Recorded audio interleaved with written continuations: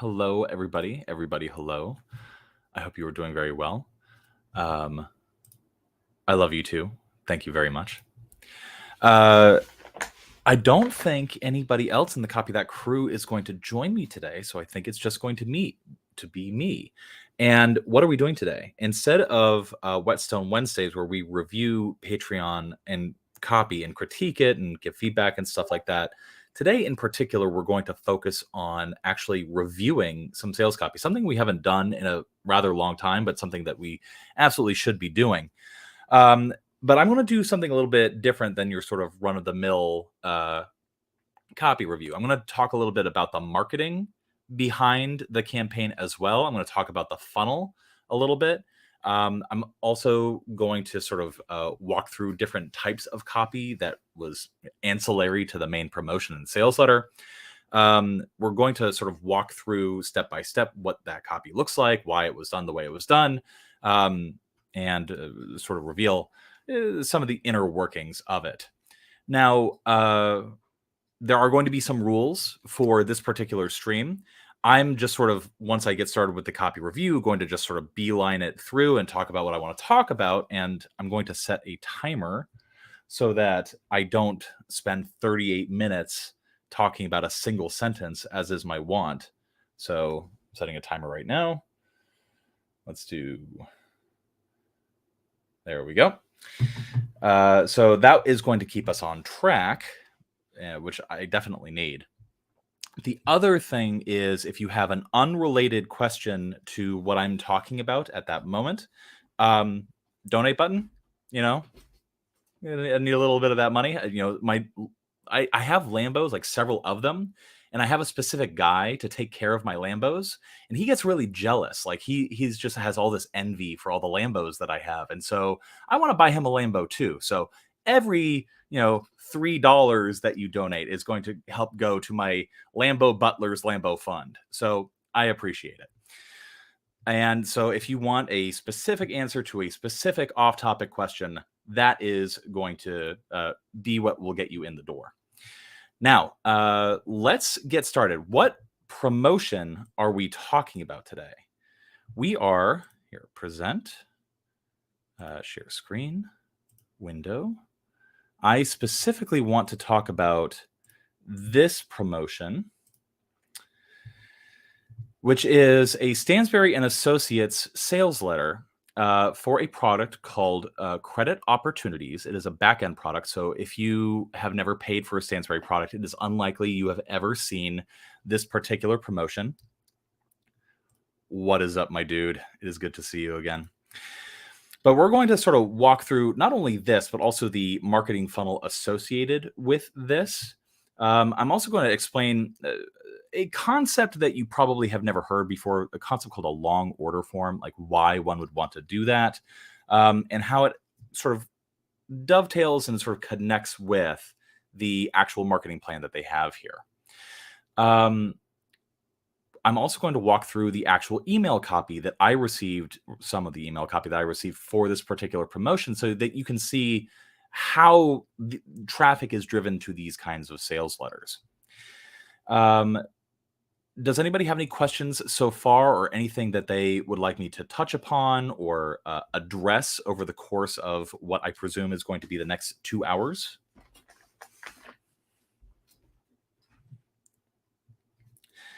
This promotion, I got confirmation today, and I actually shared this with the team that I work with in Japan.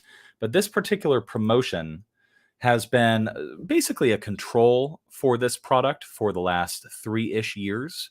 What that means is that whenever there's space on the schedule, they sort of roll this out and re-promote the same product, using the same or similar copy again and again and again. Because this particular sales letter was so successful. Here, I'm going to close Discord so that we don't get that. The actual copy itself, this promotion has sold about $20 million over the last 3 years. And at the beginning of July of 2023, it sold about $1.5 million. And so if you want to learn how to write a multi-million-dollar promotion and sales campaign, you might learn a few things on this particular stream. But if you don't want to learn how to do that, then maybe just hang out. I have some dumb jokes for you. I have a few dumb stories. Maybe you'll learn something from that. So if we don't have any other questions, here's what I'm going to do. I'm going to set a timer, and then I'm going to sort of like speed run through the emails and then try to analyze at least one email. Naturally, again, if you use the donate function, not only will my butler get Lambos, but also I will take the time to look at any other email that you want in that particular sequence with a little bit more detail. Thank you very much. That's extremely funny. And if you have a specific question that you want me to address off topic, I would be happy to do so.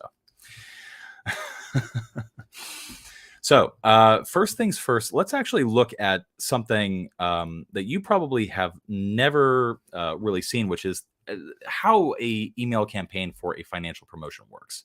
So let's actually go into a different window, and I mapped out what this looks like.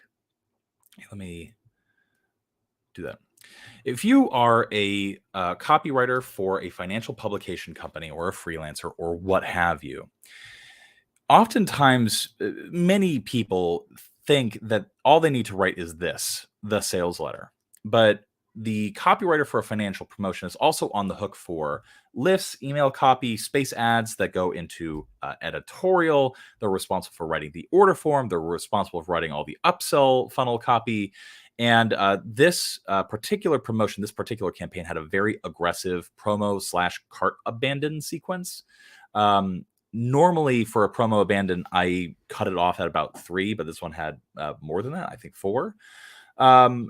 But basically, when you think, oh, I'm going to be a long form direct response copywriter, most people think that all they're doing is writing the sales letter or the long sales page that is used to sell a product or to increase engagement for a product. But no, you have to write a lot of different stuff too. The way this works is when Stansberry Associates gets a lead or some paid name on their list, now that person can be marketed to using back-end products. Back-end products are just any product that is used to further monetize a list. So this particular product typically retails for about $3,000, $4,000, if I recall correctly. For this particular offer, it was, of course, discounted from that. And what happens is once you have this list of free and paid names, well, then you get a lift. What is the difference between a lift and a sales email? A sales email takes the time to persuade and sell. A lift, all it's trying to do is get the click. So if you are trying to persuade people in your lifts, you're writing bad copy. So there were multiple lists that went out. There was also advertorial that was syndicated in a e-letter, basically a publication intended to engage the free and paid audience on a daily basis. We'll look at that in just a moment. All of that drove traffic to the actual sales letter itself. The sales letter, once you got to the end of it, there was an opportunity to click. And what did it click to? This long order form over here. So a long order form is basically just an order form, but with more copy on it. Typically, there are 2 reasons to have a long order form, and I'll show you what this actually looks like momentarily. But the reasons to have a long order form is, one, if you have a guru or somebody that is bylining the sales letter who, doesn't want to be salesy, doesn't want to talk about like a bonus stack or what have you, a long order form gives you a chance to do all the salesy stuff on one page, but leave like persuasion about the idea on another page. A long order form 2 also allows you to link directly to it either on a retail basis or in a promo or cart abandon. And as you will see, what happened was if you clicked onto the promotion and clicked onto the order form, but clicked out, like close the page, well, it tracked your email address to see who clicked and who didn't. And if you clicked and got to the order form, well, then they started sending you emails based on like, hey, you looked at the thing. So do you need to get sent back to the same promotion that you've already seen and clicked off of? No. So what they did instead was link directly from these emails to either the CTA was to go back to the long order form so that, if people had objections, that was taken care of either in the cart abandoned emails or in the long order form itself. But there was also a CTA to the phones. And we'll look at that in particular. Lists are equal to what? I think I missed it. The difference between a lift email and a sales email is that a sales email attempts to persuade somebody. A lift email attempts to just get somebody to make the click. And once I show you like what those actually look like, you'll see what I mean. Anyway, so if you bought this, then you went into the funnel, upsells, and yada, yada, yada. There's multiple myriad branching paths that come from this particular promotion. So let's actually get into some of the copy, and we'll start with the first lift that I saw. Okay. Stansberry. Okay. This is the promotion we're going to be talking about, but let's actually look at this lift. And it's not often that I see a lift in my inbox that gets me interested. I don't want to be one of those, like, I've seen it all, guys, but I've seen a lot. And so when I got this particular subject line right here, I've cost Stansberry $10 million. Here's why I'm back. I go, interesting. I've never seen a subject line like that. And so what made me click? I have cost Stansberry $10 million. So I'm familiar with Stansberry. I'm already a customer or already on their paid list. So I'm already somewhat familiar. You know, this is not going to an unaware audience. You don't want to be sending an email like this to an audience that's just like, who the fuck is Stansberry? What's that? So obviously we're already talking to more aware people. And since this is back on promotion, that makes a lot of sense. So I've cost them $10 million. Big, shocking, large number. Here's why I'm back. Automatically, the subject line, we're just dripping with intrigue. I immediately want to know more. So we scroll down, and the typical structure for any sort of lift, not a sales email, not a promo page, a lift, is the DIC structure. D stands for disruption, I stands for intrigue, and C stands for click. Now,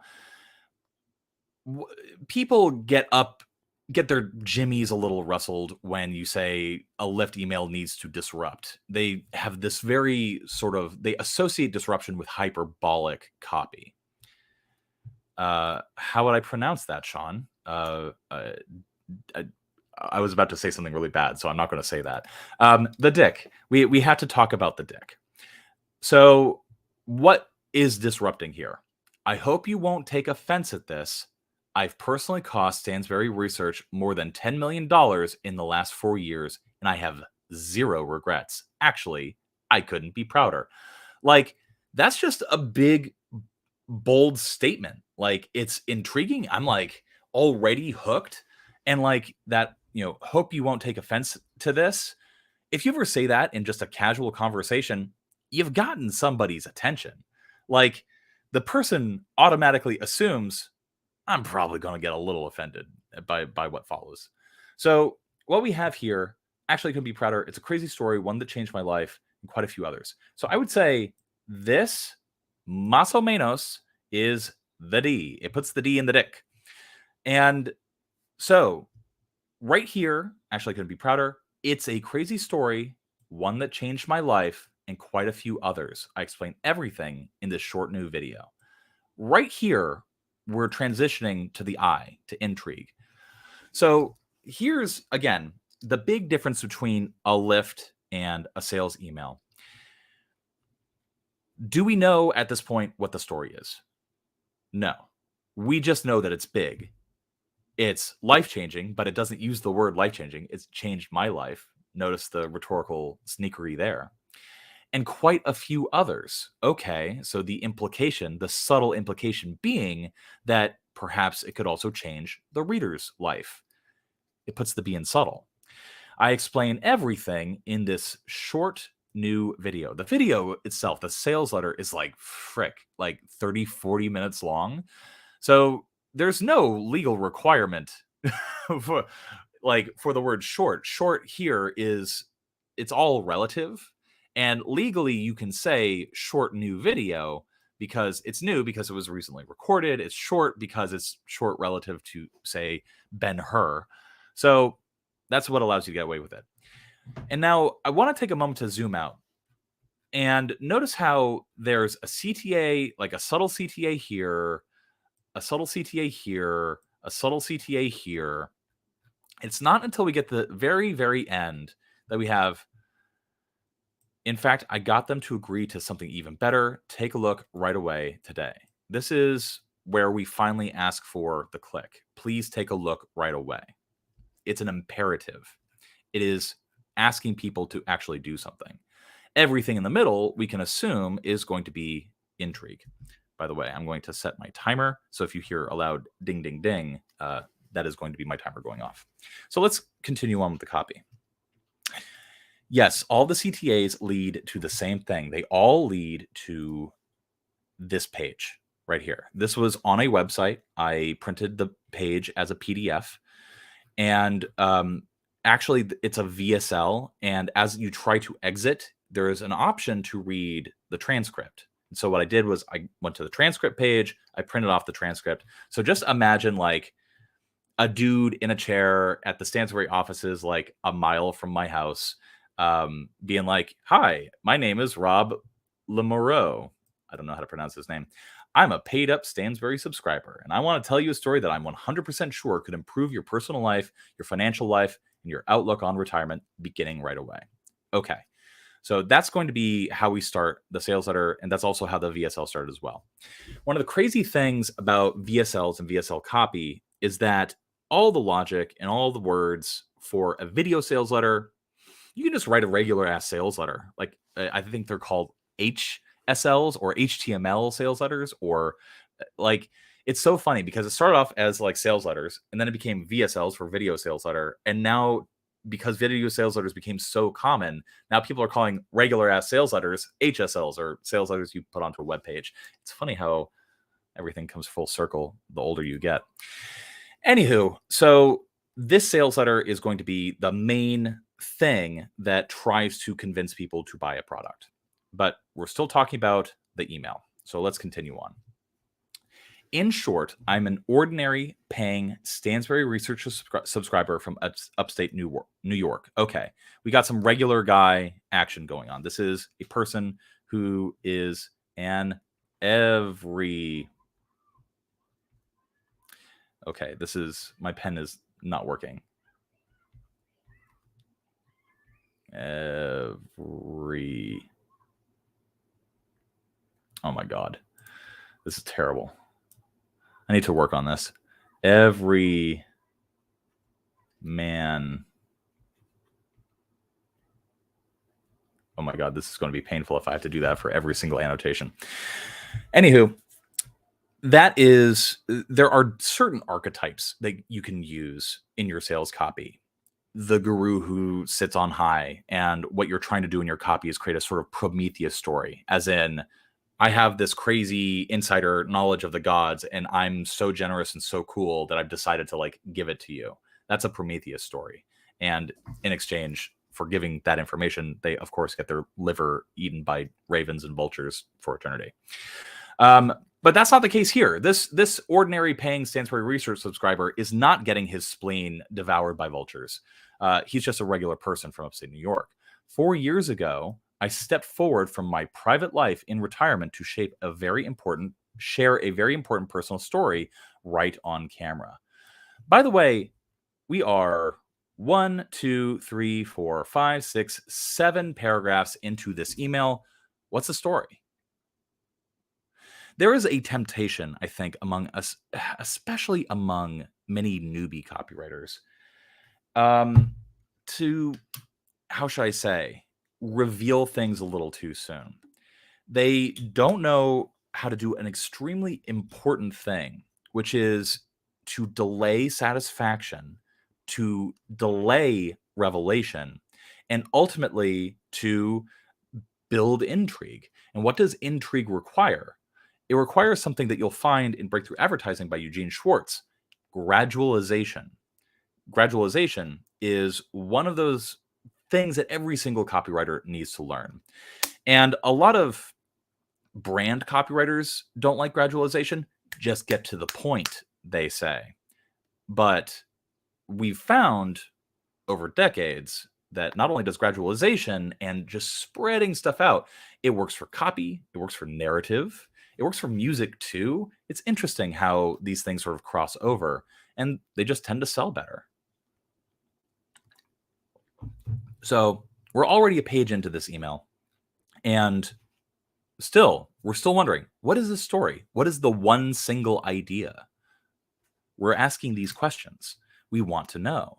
And of course, if somebody wants to know at this point, they have an opportunity to click. We don't have to wait to get all the way to the end to click. That's why you have certain subtle indirect CTAs up here. Now, the recording quickly became a sensation, and it's helped a lot of folks discover this one idea. This is a reference to the previous times that this promotion has run. Now, I mentioned before that this particular promotion has sold $20 million over the last 3 years. And because it's a control, they keep rerunning it, rerunning it, rerunning it. This email basically is acknowledging what could have been a subscriber's experience in the past. For example, if they've seen this promotion before or seen this particular idea before, this copy absolves them of being like, why are you sending me the same thing again? Spam. No, this copy basically says, hey, this cool thing that I did, it helped a lot of people.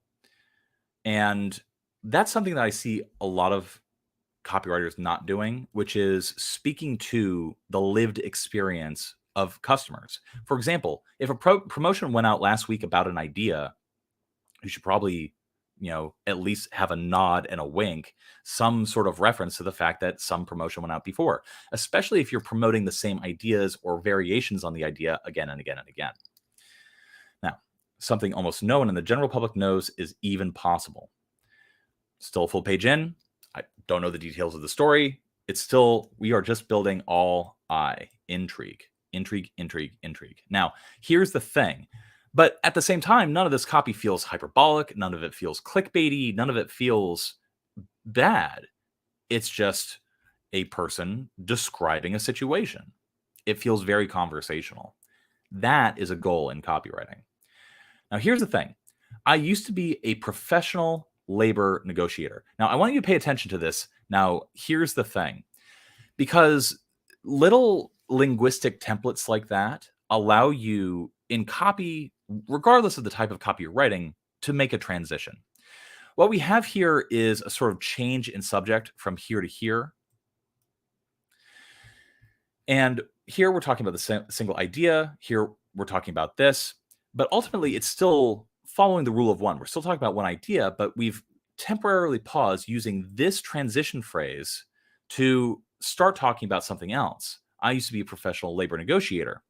Without that transition phrase, that would be like, whoa, out of left field. Start making a spreadsheet of little transition phrases that you notice in copy so that you have a little arsenal of transition phrases that help you do different things. Very useful for creating open loops, which this is doing. So I didn't just give away my story for free. Smart.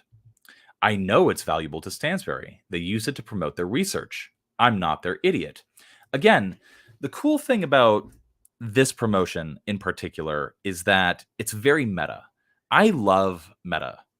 Most of the things that I talk about on Copy That are things that are working or not working for Copy That. So this is basically saying, yeah, this is a promotion. And so automatically we are talking to people and we are sort of training them, preparing them for what they're going to see, and also the experience, like acknowledging the experience that they have. So obviously I negotiated something in return, and that's a link.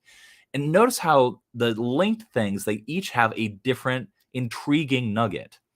I explained everything in the short video. People that are interested in an explanation of this thing will click. They'll go to the sales page.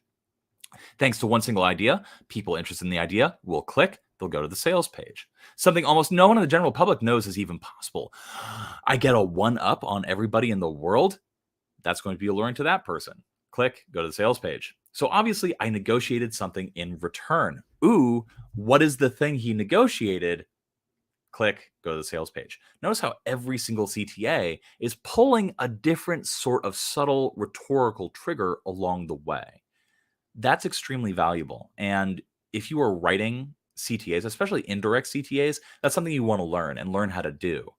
Also, notice how each CTA leaves out a certain amount of information. Again, we're still in the intrigue building portion. Not for me. I don't need any more money, and I certainly don't need any fame or attention.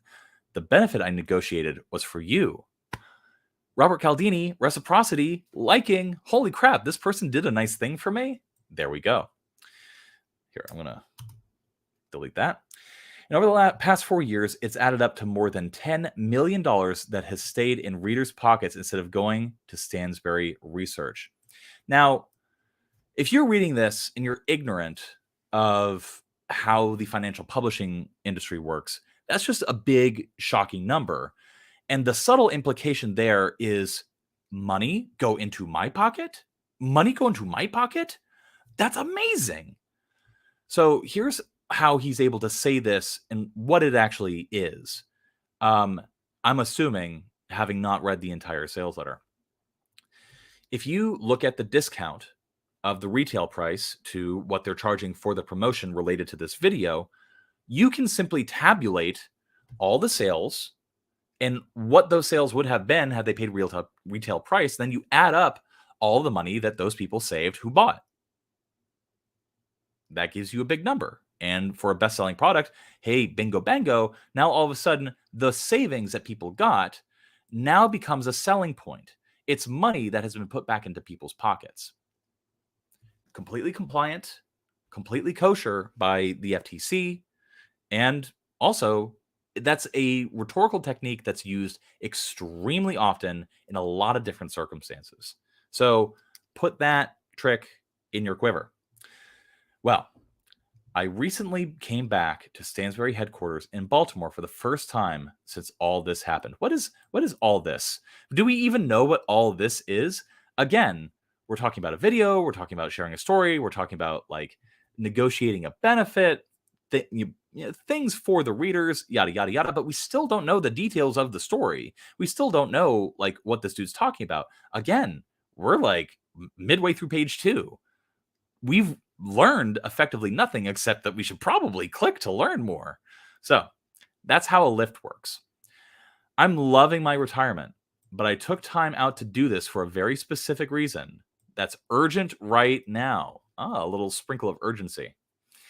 Whether you've ever heard of me or not, I'm practically begging you to take a look at this update I just recorded in Baltimore. Notice how, as we get towards the end of the intrigue, the actual click is becoming more direct and more pressing.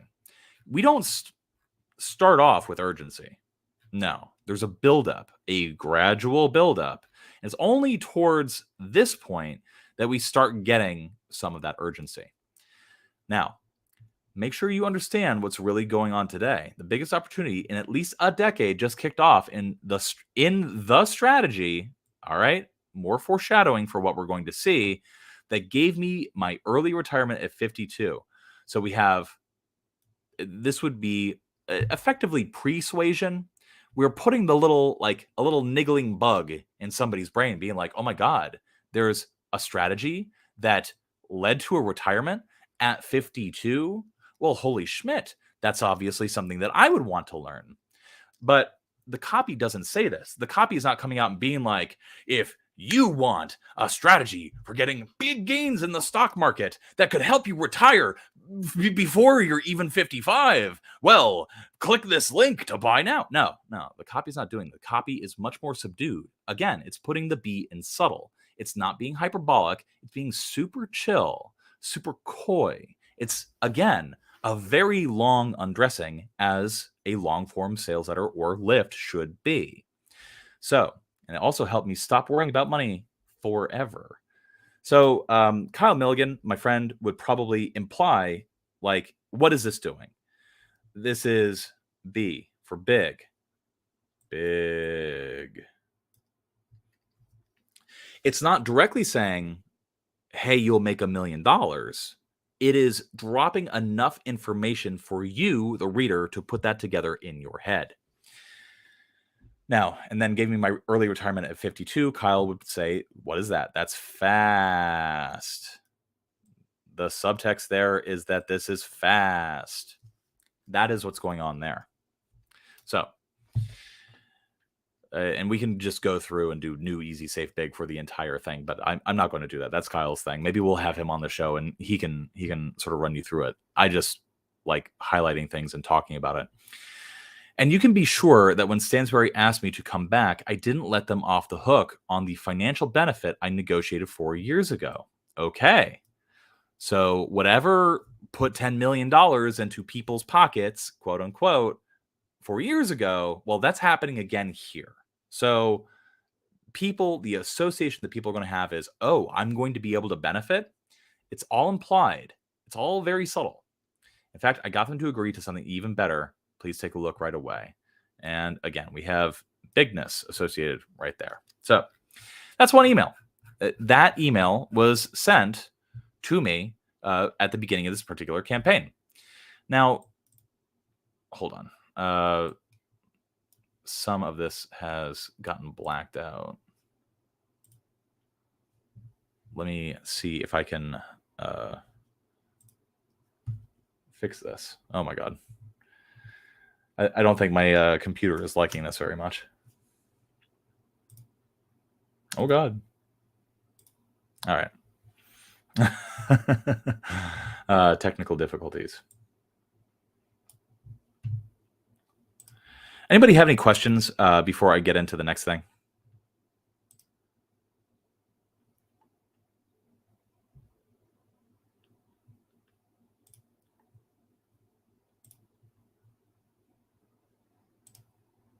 I'm going to attempt to fix this. How often do you do copy critiques? Whenever we get around to it. We took the month of June off of it because we were launching our marketing strategy product. We did one last week. We always do them on Wednesdays. We call them Whetstone Wednesdays. Today, we're going over critiques. We're not going over critiques. We're going over a sales letter and the promotion associated with it. I might actually have to hold on. I'm going to stop sharing for a moment. And then I'm going to try to fix this.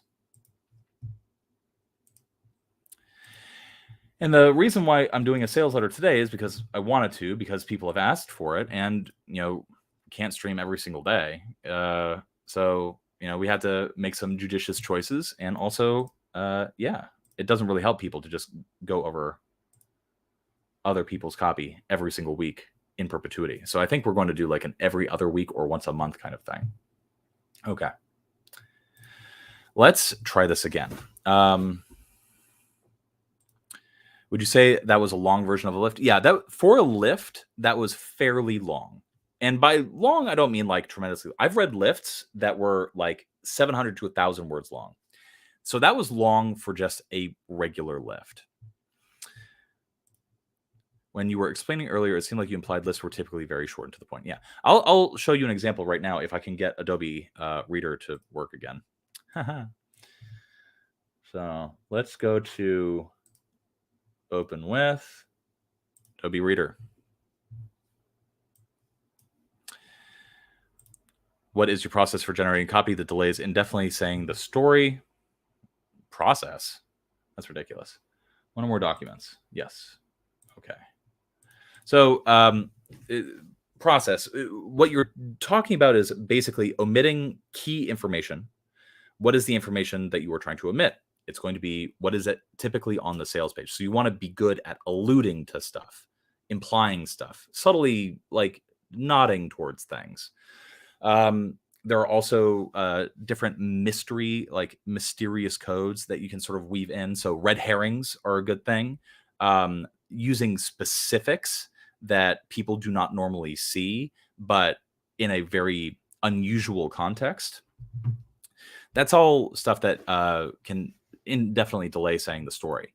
I have a YouTube short where I used that technique for the short, and the joke of that YouTube short was basically like the moment I was about to reveal what the secret was for keeping people engaged and listening, the short wrapped around and looped on itself. I felt very clever. Ha ha, he he. It was a good time. So if you want like some of the techniques that I'm dropping in that, and you want to sort of infer like what I'm doing there, you can definitely watch that. Also, open loops. Open loops are a big one. Let me try to get this open. Aha. Okay, I'm going to present, share screen, and window, Stansberry. Okay, in this one that we were just going over, I mentioned before that now here's the thing. I used to be a professional labor negotiator. That now here's the thing is a very subtle way of creating what's called an open loop. What is an open loop? An open loop is basically some sort of delay or pause in information that you've been giving so that you give other supplementary information and then come back to the original thing that you were saying to tie everything up, close the loop, as it were. So that's what's going on here. That's several techniques that you can use to delay saying the story indefinitely. But most of it is just strategic omission using very, very specific things. So, like, for example, up here, what are we doing? I'm an ordinary paying Stansberry research subscriber from upstate New York. Okay, specific and intriguing because we're talking about an everyman. 4 years ago, I stepped away from my private life and retirement to share a very important personal story right on camera. What is the question that people are asking there? What's the story? What motivated him? These are the sort of implied questions you have. And so the way you write copy that delays gratification indefinitely is to write copy that has those sort of embedded implied questions. Is there a secret hack to that? If there is, I don't know it. It's pretty intuitive, in my opinion. I'm sure one day I'll stumble upon some sort of system for describing it, but really it's just a matter of reading a lot and reading a lot and reading a lot and understanding like, okay, that's what this is doing. This is a question. As I said at the beginning of this particular stream, if you want off-topic answers to questions, make sure to donate. Don't forget my Lambo butler needs a Lambo. So that's important. Thank you for today. Okay, so that was one lift. I want to show another lift that is a little bit shorter. So this, little less copy, a little bit shorter. This was sent to a different list. I'm not going to go through the whole thing, but as you can see, if you want to like screen cap this, look who came back to Stansberry Research is the subject line. So obviously, what is the intrigue being built there? Like somebody came back to Stansberry Research. Again, this is going to a fairly familiarized audience. If you don't send this email to a cold audience. I'm thrilled to share some big news with you today. We brought someone very special. Again, we're omitting information. We're omitting key information that is asking an implied question. A lot went into making this happen, and it could be more important right now.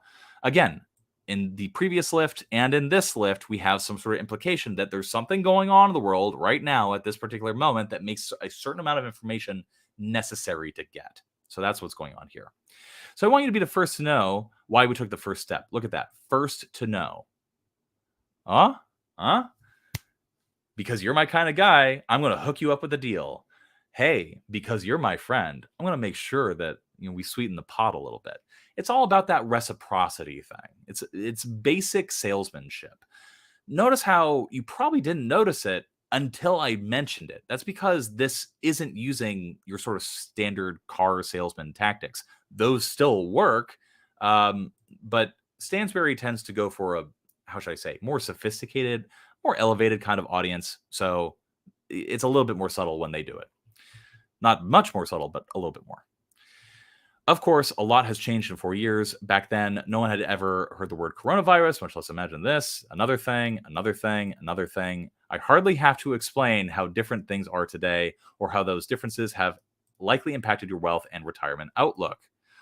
Okay, again, here in this different lift, we're hitting a lot of the same conceptual notes as the previous one that we reviewed. But what's going on here is it's leaning into the person's experience more. The reader who has gone through things, the copy is actually speaking to the things that they have seen, the things that they have felt, the things that they're thinking about. So that's what this is doing. But it's using a lot of the same rhetorical techniques. That's why this big reunion is so important. Again, notice how this is using still some of the same techniques of building intrigue, omitting information strategically, but it's omitting different kinds of information. Pretty cool. I pretty much dropped everything to help make it happen. Okay, more reciprocity, more liking. So please take a look at this update. Notice how, again, the CTA is much more clear as we get down into the lift, explaining everything that's going on. I believe it's the key to your financial security in the next 3 years. Okay. Some stakes are on the line. We have a very impactful reason. Everything up to here, we're not really given a reason to click. There is no reason to click. Oftentimes, you don't even need a reason to click, but it's only here towards the end that a very firm benefit is given. So, not to mention the chance to see gains north of 700%. It's here in this particular lift, not in the lift written from the actual person, but in the actual employee of Stansberry Research, the CEO/publisher, that we get a very specific big number based on what happened for readers the last time we saw these exact same market conditions. Notice how this particular hedge, legal needs to see something like this. Like, you can't just go say, hey, you're going to make 700% and it's going to be easy. No, you have to, one, to make something more believable, give context and give some sort of like background for what's going on here. Click here to see what I mean. Again, that's the C, direct ask for the click. Pretty cool. So that is another lift. Briefly, before we go to the actual sales letter, I want to show you something else that's pretty cool. Here, open with Acrobat Reader. I'm going to close this. Comment. Okay. So marketing emails are not the only thing that companies send to people. If people got onto an email list just because they were being marketed to, I'm pretty sure everybody would just unsubscribe. That would be a miserable email experience for everybody. So what financial publishers do, and this is actually very smart, and other businesses should take note of this. You copy/content writers should take note of this if you ever want to pitch other things. They do stuff to engage their list on a daily basis. They have e-letters, several of them, that digest or publish information on a daily or weekly basis that ultimately shares some nugget, shares something of value. Of value is used very loosely here. But basically, the publisher, or not the publisher, but the guru in charge of Stansberry's credit opportunities, Mike DiBiase, sounds like an enzyme. The editor, the managing editor for this particular publication, this particular e-letter, is giving him an introduction. In today's Master Series, adapted from the March 18th issue of our free Daily Wealth e-letter, again, it's telling exactly where this is coming from. It's leaning into the fact that some people might have seen this information before. We are not sharing the appropriate screen, so I'm going to fix that. Crap.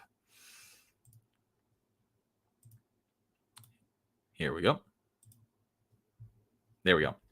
So this is the e-letter, the actual piece of engagement that I'm talking about. And this is where they reveal that you might have seen this before. Mike explains why an economic winter, we have some sort of force of nature, as Kyle Milligan would put it, is approaching despite growing optimism among investors. Details how this. So this is all just like, this is what you're going to see. A good managing editor, a good piece of content will sort of allude to or provide some sort of like implicit table of contents or statement of organization about what a reader is about to see so that they read it. So keep that in mind. Now, we got a headline. What matters to your portfolio's future returns is what's coming next. I'm not going to go through this whole thing. This is actual content. This is a fancy schmancy version of a blog post sent via email, except it's called an e-letter, an electronic newsletter. This is a space ad. It goes to a different product. But more and more, the guru that writes for credit opportunities is talking about what's going on in the market, what's going on with bonds, et cetera, et cetera, et cetera. This obviously is revealing a lot more than the lists that we looked at. This is information that actually talks about the big idea, the opportunity, what people can do about it, et cetera, et cetera. And it's here at the end with the editor's note that we get to, hold on, this. This is called an edmen.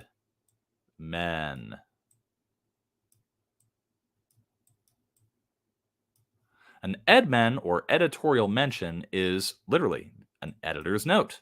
Something that points to what this particular opportunity is attached to, something that points to what this whole thing that you were reading, discovering, yada, yada, yada, what it pertained to, what the opportunity is, etc.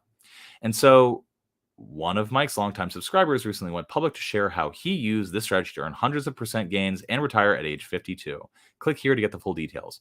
Notice how the logic here, it's like a little mini lift. Oftentimes they'll take lists that are successful and then compress them into a very, very short space. And then that will give you either edmen or space ad copy. I mean, this is a space ad right here.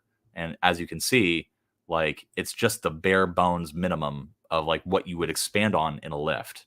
So here, this edmen goes to the same sales page. So without further ado, I'm gonna set my timer for 45 minutes so that I don't ramble on for too long. 45. And that is going to be the time that I allot to looking at the actual sales letter itself. So let's close that. No, I'm not going to save it. Let's close that. And let's open the actual sales letter and go through it together, you and me. So present, share screen, window, this. And if you're curious about like what the funnel looked like, what the campaign looked like, how this was all organized, if you go back to the beginning of the stream, you can actually see I walked through and I mapped out the funnel for you. I know it's amazing when I don't have my friends to like crack jokes with. When I'm by myself, like I get really anxious. And so I'm just like, oh, I need to sound smart. So I'm going to stay on target. But when I'm with other people, yeah, I just make a lot of bad jokes. So generally trying to be a little bit better about that. Anywho, I'm going to take a glass of water. I'm going to take a little sippy poo. Do you all have any questions for me about what we've looked at so far?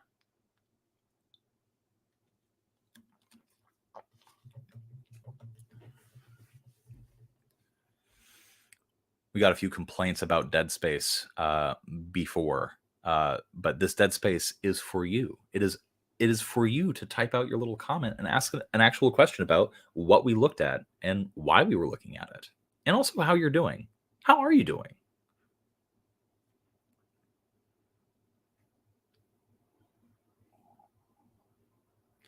Well, if nobody has anything, let us press on. So I'm going to go into here. Let's actually open this in Acrobat Reader. Will replays be available? Yes, our streams are always, depending on the stream, they're available on the live tab of our YouTube channel. You can actually go back and see the live streams that we've done. That includes full episodes of Copy that we've done, the podcast / video. And it also includes sort of like similar sorts of master classes. Most of our streams are actually our Whetstone Wednesdays, where we go over and critique people that subscribe to our patreon.com / the Copy That Show. Oh, wait. Hey, look, it's a CTA. So without further ado, let's actually press on and look at the sales letter that we've been talking around and building intrigue for this entire time. All right. I am a Stansberry subscriber who hated their marketing until they helped me retire at 52. I haven't been having luck with the annotation feature, so let's keep our fingers crossed. View, tools, comment, open. We want the pencil tool. And okay.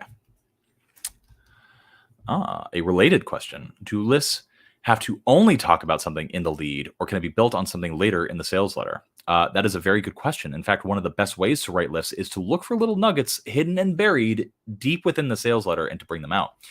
I will talk about this in a video in the future, but as you start to collect a swipe file of lists, you start to give them names, or they're not really templates. They're just like different types or like species of lift. And one of the lists that you'll commonly see is what I call the testimonial bomb. The testimonial bomb is literally the email, the lift is bombing people with testimonials. In long form copy, you often do not get testimonials until deep within a promo. This promo is 42 pages long. And more often than not, testimonials come in this region. No.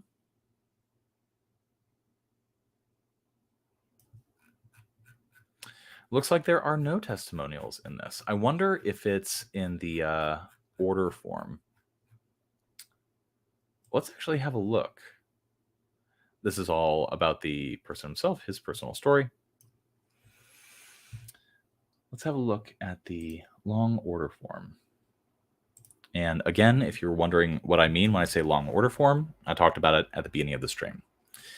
By agreement with the dude from the sales copy before, all right, this is the long order form.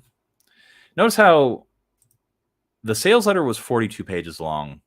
The order form is 53 pages long. That's what I mean by a long order form. Like, I'm not talking like, oh, an order form that's like 5 pages long. No. This order form is 53 pages long. So, boop.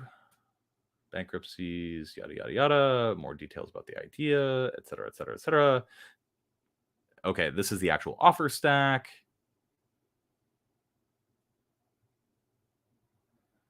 Well,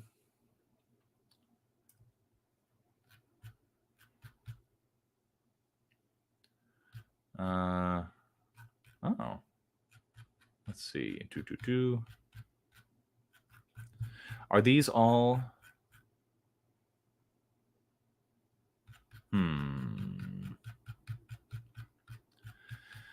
Man, is this a sales letter with no like real testimonials? I might have missed it, but no. Here we go. Okay, so we had to get through a 42-page sales letter. We had to get through 29 pages of a 53-page order form before we finally saw testimonials. Now, if you want to write a lift that is what one could call a testimonial bomb, that is a lift that just like, hey, check out this fun new strategy. Look at what this person's saying. Look at what this person's saying. Look what this person's saying. Click here to find the details about what's changing these people's lives. There you go. That's the structure for a lift. I just gave you a template. You can go deep into a sales letter to get that stuff. So that's the answer to your question. And you can tease the main story, which is what the lift originally did. You can tease the circumstances. You can tease the opportunity. You can tease the mechanism. You can tease the force of nature. You can tease things based on like what's happening in the news and like how it relates to the actual product. You can tease the offer itself. Like, there's so much stuff you can build intrigue for, and all that comes from various parts of a sales letter. A good email writer never lacks things to write about because there's so much in a long form sales letter that you can actually draw out. So let's actually go to the sales letter. I'm a Stansberry subscriber who hated their marketing until they helped me retire at 52.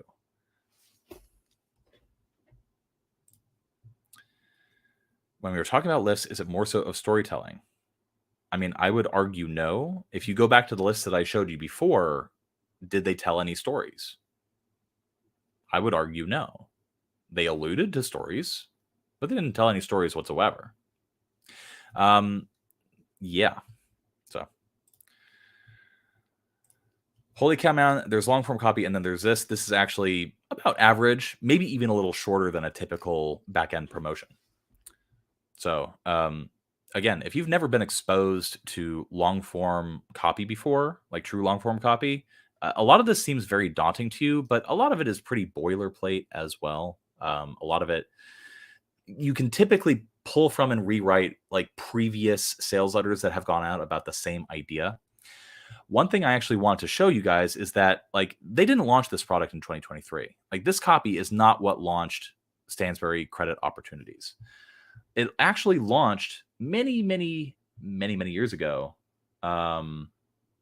with, I believe, this sales letter, which, hold on, I'm going to open it in. Here we go. This was the original sales letter, and this was released 14 years ago, maybe like 10 to 14 years ago. It was a long time. And as you can see, this is a 37-page sales letter as well. And this is before VSLs. So actually, was it before VSLs? It might have been re-released with a VSL. But this was the actual like hook, the actual control for many years for this particular product.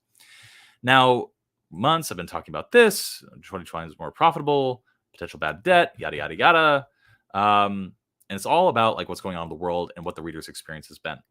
This worked until it stopped working. And when a promo stops working for a product, you don't just throw away the product, you write a new promo. And that's how we got this. For example, if it is a VSL, is there a risk of incongruency when the reader lands on the page when you build the lift on an idea that is much later in the VSL? Well, again, that's why you omit strategic information. And I showed you while going through the lift, if you rewind the actual stream, that there are different things that you can omit in different ways to build intrigue. Like we're now intrigued about the story, we're intrigued about the context, we're intrigued about this, we're intrigued about this. Each CTA was building different intrigue for things that are going to be revealed in this. So, and all that was done without any incongruency whatsoever. And this originally was a VSL.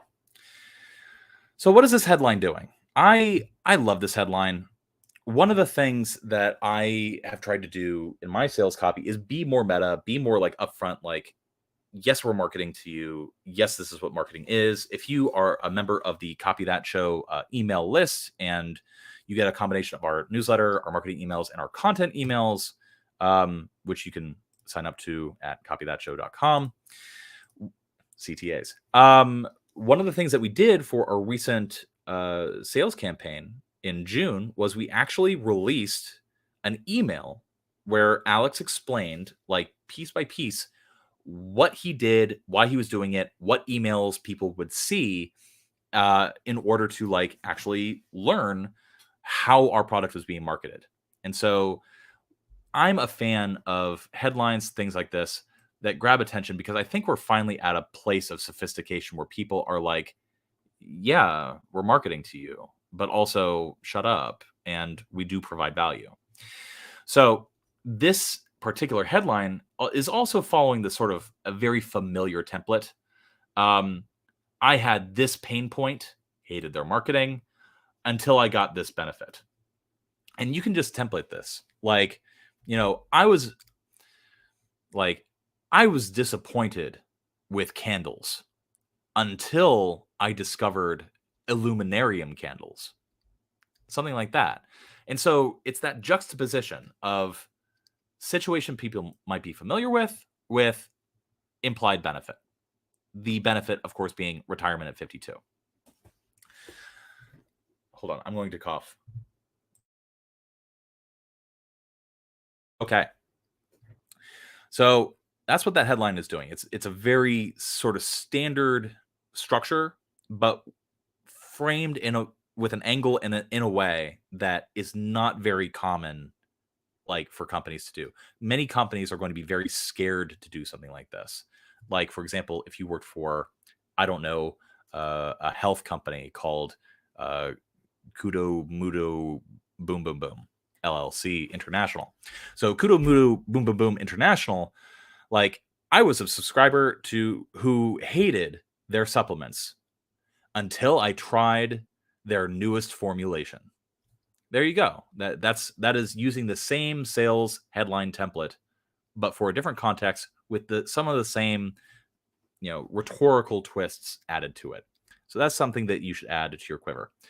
If you are ever like trying to think of a headline and can't, go to copy that has worked in the past and just do that templating that I just did.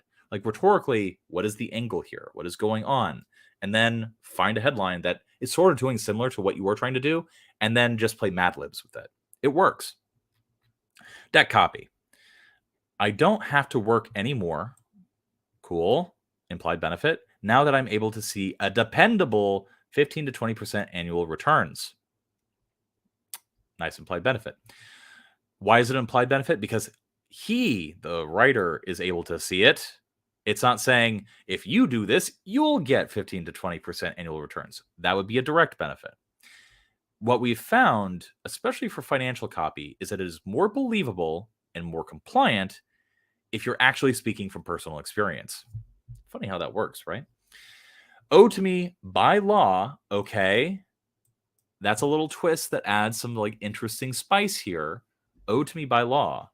That, makes that feel certain. It makes it feel safe. If Kyle were here, he would just be writing S, S, S all over the place because it's safe. Owe to me by law is subtextually implying that. In a market that's far better and less risky than stocks. Benefit. And also then stocks, selling against alternatives. Now, those of you watching this who have managed to make it this far, what has happened in the last year or so that might make this particular opportunity enticing or attractive immediately?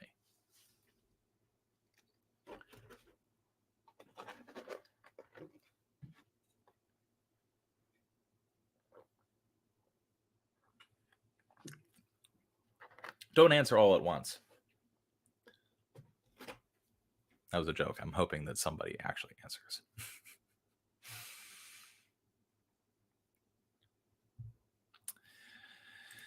We aren't in a recession yet. Scammers galore. I'm not sure what you're referring to. Oh, the safety against the scammers. No. Okay. Far better and less risky than stocks. Now, if you actually take a look at the stock prices since 2022, they are down. We actually just went through one of the worst bear markets in over a decade. That is, the stock prices of everything dropped very severely. And people are worried about a recession. And so people, especially once they're entering retirement age, they have a memory of 2008 and losing money then. They have a memory of the COVID crash and losing money then. And now, all of a sudden, we've just gone through an entire year where stocks went down the toilet. And so one of the interesting things about the psychology of financial publication buyers is that they want to buy ideas usually after the opportunity is dried up, and they want to switch tactics once the opportunity has returned to a particular asset. Now, credit to Stansberry Associates, the thing that other companies have done in the financial publishing industry is rather than go from like stocks to bonds, which is what this is doing, bonds being generally much safer and offering that safety and risk-adjusted returns. Other companies will go bigger than stocks, like crypto or things like that, things with more risk. Stansberry is just like, no. Let's listen. If you're sick of stocks, stinky old stocks, let's switch to bonds.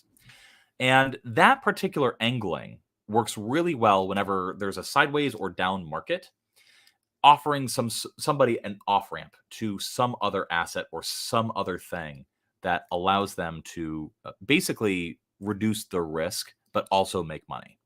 And that's what people want after a bear market or after a sideways market. It does not work when the stock market is going up.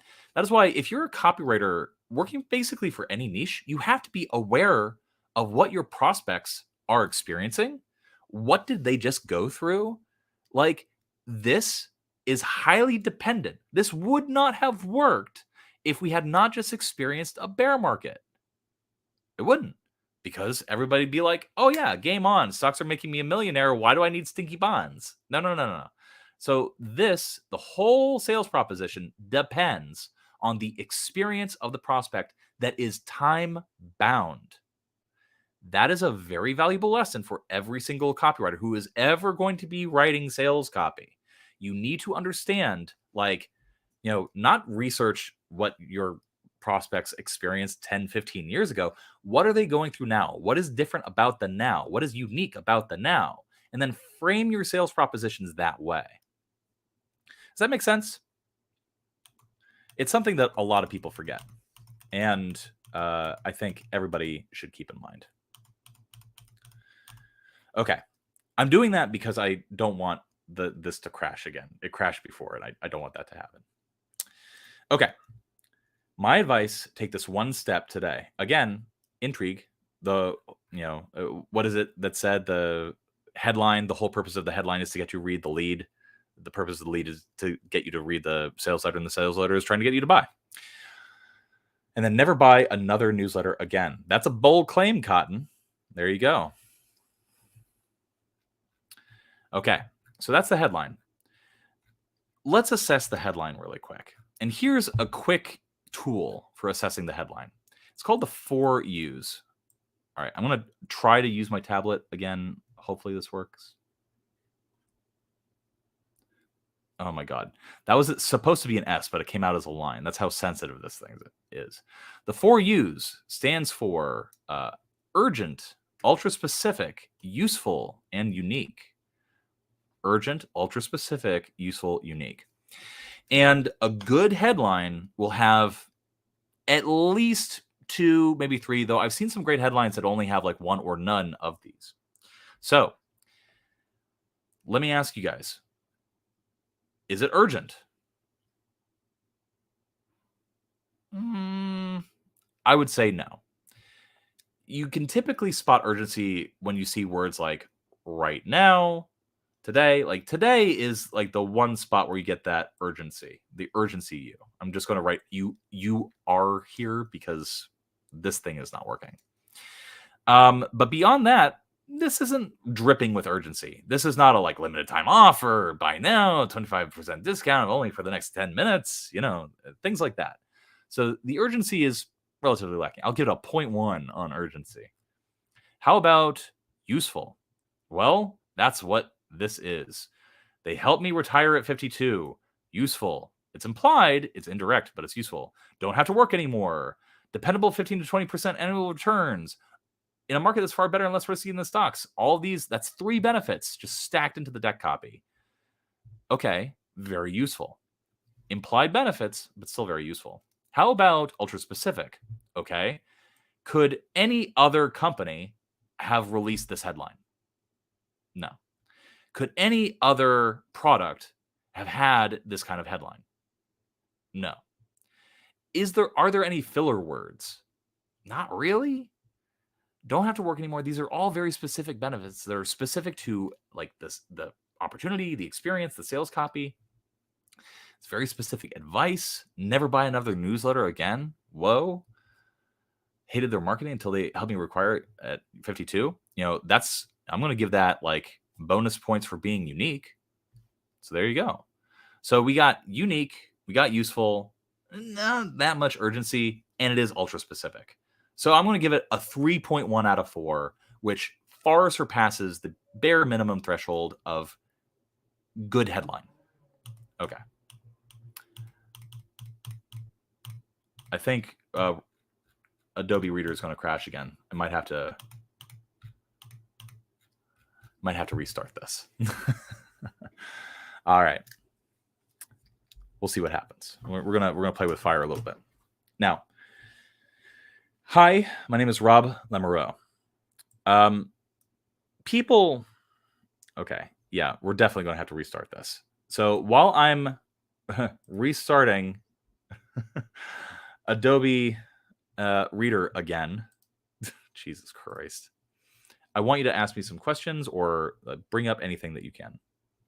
It can't handle the power of the copy. Yes, this is true.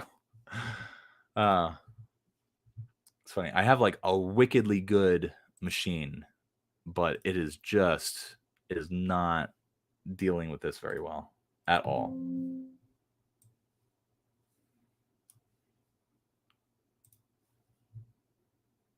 Oh my God. Well, this is annoying. So I'm just going to have to not annotate, I guess. Here, I'm going to stop sharing really quick, and then I'm going to try to close this. It's not letting me close it. I might have to, all right, Control Alt Escape. That didn't work. Control Alt Delete. Task Manager. Sorry about this, guys. I'm going to try to work this out and fix it at some point.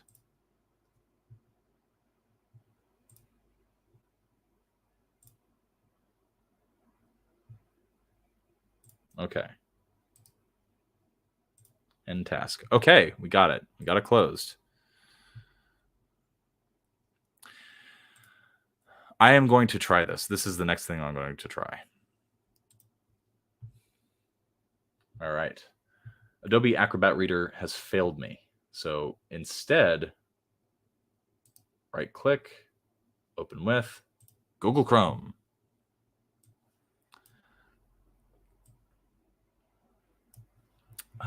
Does not look like Google Chrome is going to allow me to annotate this. I'm going to have to get some sort of plugin. So this is just going to be a like, hey, I'm just going to highlight stuff and we'll do it live. It's funny, like when I'm talking, the viewer count goes down, but when I'm struggling with technology, the viewer count goes up. Kind of weird how that works. I think people just find my voice kind of annoying, which is totally fine. All right. Hi, my name is this guy. I'm a paid up Stansberry subscriber. I want to tell you a story that I'm 100% sure could improve your personal life, cool, your financial life, cooler, and your outlook on retirement beginning right away. Ooh, exciting. It's the story of a not very good investor who learned an astonishing secret. Notice how, again, what are we doing here? If you were in a fiction writing class, somebody might accuse you of doing what's called throat clearing, like, hello, I am going to tell you a story. Here are the things that I'm going to tell you about.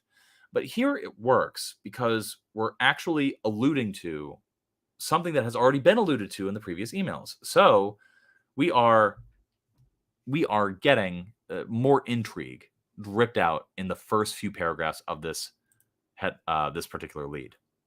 By the way, this is the headline. This is where the lead begins.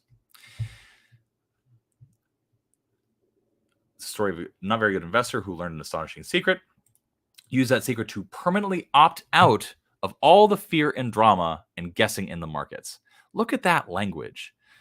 Not quit the markets, not never have to trade again, not like live completely financially independent. Use that secret to permanently opt out, not of all that stuff I just listed, but the fear and drama. He's not opting out of anything except fear and drama. How powerful is that? That is good copy right there. And accumulated so much wealth, he was able to retire at 52, send 4 kids to elite colleges and graduate schools, even help buy his elderly parents a beautiful retirement condo overlooking the Atlantic in South Florida. All very specific, very cool things. Yeah, that'd be me. That was your sort of classic like Pixar movie opening of like, you might be wondering how I got into this mess. Or like, hey, I'm going to tell you a story about this dude who encountered all of these benefits. And by the way, it was me. Like, very, very good angle. Before I go any further, we could probably intuit what kind of lead this is right away. Now, because of the marketing and because of the headline, we can pretty much assume that this is not going to be an unaware reader. Imagine this going to like a cold audience who's never heard of the stock market before. Ridiculous. Totally ridiculous, right? Like so this is obviously not for unaware. And obviously it's not for people that are like problem aware, like it is, but the people that are going to be reading this, we already know from the get-go, from the emails, from the headline copy, and from the first page of copy, that this is going to be towards a more direct audience. What is the type of lead that works better for a more direct audience?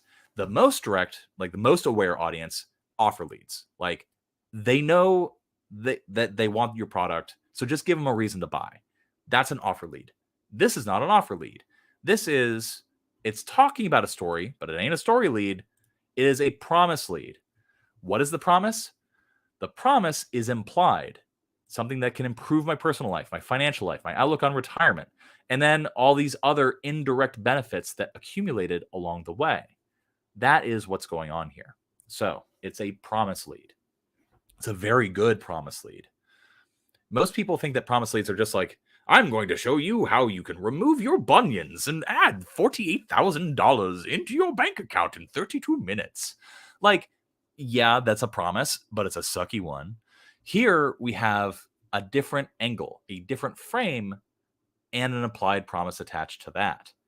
So if you want to basically switch things up and add some spice to your boring direct ass copy, like find another frame, find another angle, find a customer that you can use, or like have it be like a message from the CEO or his story. Like these are all things that you can do to add complexity and add interest to the beginning of a promise lead. Okay, let's move on. Believe me, I'm as surprised as you are. It's very important, especially in long form sales copy, and especially in anything related to like money, health, or the sort of big three. Survival prep is usually one of them, to acknowledge skepticism right away. I'd be skeptical if it didn't happen to me. Believe me, I'm as surprised as you. You want to have a line in there because the immediate objection that everybody is going to have to sales copy, for most sales copy, especially if it's making a promise, is skepticism. I've heard it all before. I've heard many promises before. I've seen it all, yada, yada. The moment a reader can just take your idea or take the thing that they've seen and bucket it into, oh, I've seen that before, they're going to click off the page. They're going to ignore you. You have to be unignorable in your copy. I know I've won the lottery in life, and I'm more grateful than you can possibly imagine. Again, even though he's talking about him, it's an implied benefit. Oh, I want to learn this dude's secret. That is what we are getting here. So, which brings me to why I'm here today at Stansberry Research Headquarters in Baltimore, Maryland, hundreds of miles from my home in upstate New York. See, this is actually my second time here. Again, we're getting more intrigue. We're learning more about the story. We're like, there's context here. This is a sequel to a previous sales letter. I've only seen 3 other people do that successfully. One of them is Jed Canty. The other one is me, and then this one. But sequel promotions are really, really good if you had something that worked for a time and now conditions have changed a little bit and you want to like sort of like rehash it again using basically the same ideas. This is all implying that this is a sequel. Like, hey, we did something before and we're doing it again. And what's interesting about sequel promotions is they build intrigue, and it also builds more FOMO for people, because a lot of people, like if they were on the fence the first time, like, oh man, I should have bought it then. Well, this is just going to needle that emotion even more. So good things to imply. Before the pandemic and the collapse of the bull market, before AI mania and out of control inflation, before Biden. By the way, we had a question earlier about like what you can pull to include in your lists. Well, notice how this paragraph has literally the bullet points from the other lift that we quickly reviewed. Like all the lift writer did was pull this out, put them into bullets, and then boom, that was the lift. So again, that's how it spoke to people's experience. The copywriter for that lift didn't have to go very far into the promo for this particular copy, for these ideas. It feels like a different lifetime, but I'll never forget that first visit. It changed my life. Again, here we're talking about the bigness. We're talking about like life-changing stuff. It's all subtext designed to entice a reader.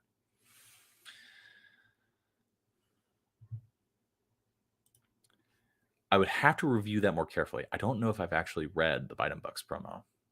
So Mr. X, the control plan promo. I'll have to check that out. Maybe some Wednesday in the future we'll do another one of these. It depends on if you guys like this. Anyway, Changed my life and eventually quite a few others as well. Again, implied benefit. That was all in the lift copy. Stansberry had invited me to do something that's never been done before, really anywhere in the world of financial research that I'm aware of. Again, paragraph after paragraph. I want to know more. I want to know more. I want to know more. They set up a camera, handed me a microphone, and gave me free reign to tell my story. No censorship, no filters. The people that respond well to financial offers don't like censorship, don't like filters, love the Second Amendment, love free speech. Oh, yeah, they do. And so when you say something like that, you are effectively accomplishing what Robert Cialdini talks about, like unity. You are showing like, hey, I'm part of your group. And like you're not like saying it very obviously, like, hey, you're part of my squad or you're part of my tribe or whatever. This is more tasteful, more subtle. And this is a picture of that promotion. Rob in July 2019. Why is there a picture there? So the answer to that is because it proves what he's saying is true. And there's always somebody reading a piece of copy going like, oh, I bet you're just a scammer. And so you as a copywriter, your job is to anticipate objections. And so every time there's an opportunity to show something that corroborates what you're saying, you should take it. You should provide some sort of proof to add believability to what you're doing. Oh, I love it in response to doing these sort of promo reviews. I need to figure out like how to get my tablet working or find some sort of like good annotation device to do this. Now, please understand, I'm not a Stansberry employee. Neither is my cousin or my high school buddy or anything like that. I certainly have a huge amount of admiration for the folks here and the work that they do, and I was thrilled to share my experience. You will soon see why. Foreshadowing. By the way, another question that I got previously was how do you build intrigue and delay things? Sentences like that, you'll soon see why, creates open loops that you can close later. But doing it my way involved a few things I'm sure they didn't expect. I criticized the company's typical marketing messages. I hated watching long videos. I encourage every subscriber to stop paying for their stock research forever. And most importantly, I straight up gave away the entire secret that helped me retire early at 52 with very little effort, even though it typically costs thousands of dollars to learn about. Now, here's the other thing to keep in mind about the typical financial publishing reader, the prospect, the ideal customer. Grandpa Kurt, we call him. Very contrarian, like doesn't like having his time wasted, but will literally sit for hours and watch like sales promotions. Like generally is very cranky. And so what this person is doing, what these bullet points are doing, and these are great bullets, by the way, is basically saying like, recap, this is what I did without like going into actually revealing what he said. He's just saying like, I revealed a thing. The presumption is that later on in this promotion, we will get the same revelation. That was the only way I could do it. Radically honest, straight from the heart. Again, look at that. Robert Cialdini, likability. It's all right there. And to Stansberry credit, they kept their word. Again, more likability. This is building up the brand, the esteem of the brand in the reader's eyes, the viewer's eyes. They didn't censor anything. They shared my message widely, even allowed me to reach out directly and invite fellow readers to see it. That is, I think, a very just beautiful way to frame. By the way, we promoted the hell out of this message. It was like the control for 3 years. Like, imagine framing like, hey, I sent marketing messages to 100,000 people over and over again for years. But in copy, you spin that as they didn't censor my message. They shared it widely, even allowed me to reach out directly and invite fellow readers to see it. How cool is that paragraph? Oh, I love stuff like that. Oh, it's so good.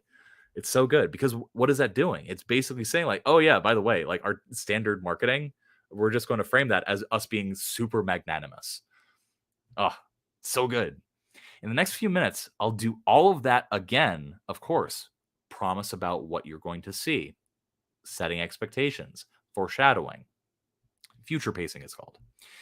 But I'm not here to simply repeat myself. A lot has changed in 4 years. Again, speaking to people's experience. The strategy I will show you, the one that changed my life, is suddenly far more urgent and important than ever before. Okay? This is uh, basically designed, the purpose of this paragraph is to keep people's butts in seats. If people think that they can ever take their eyes off of a promotion for a second, they will.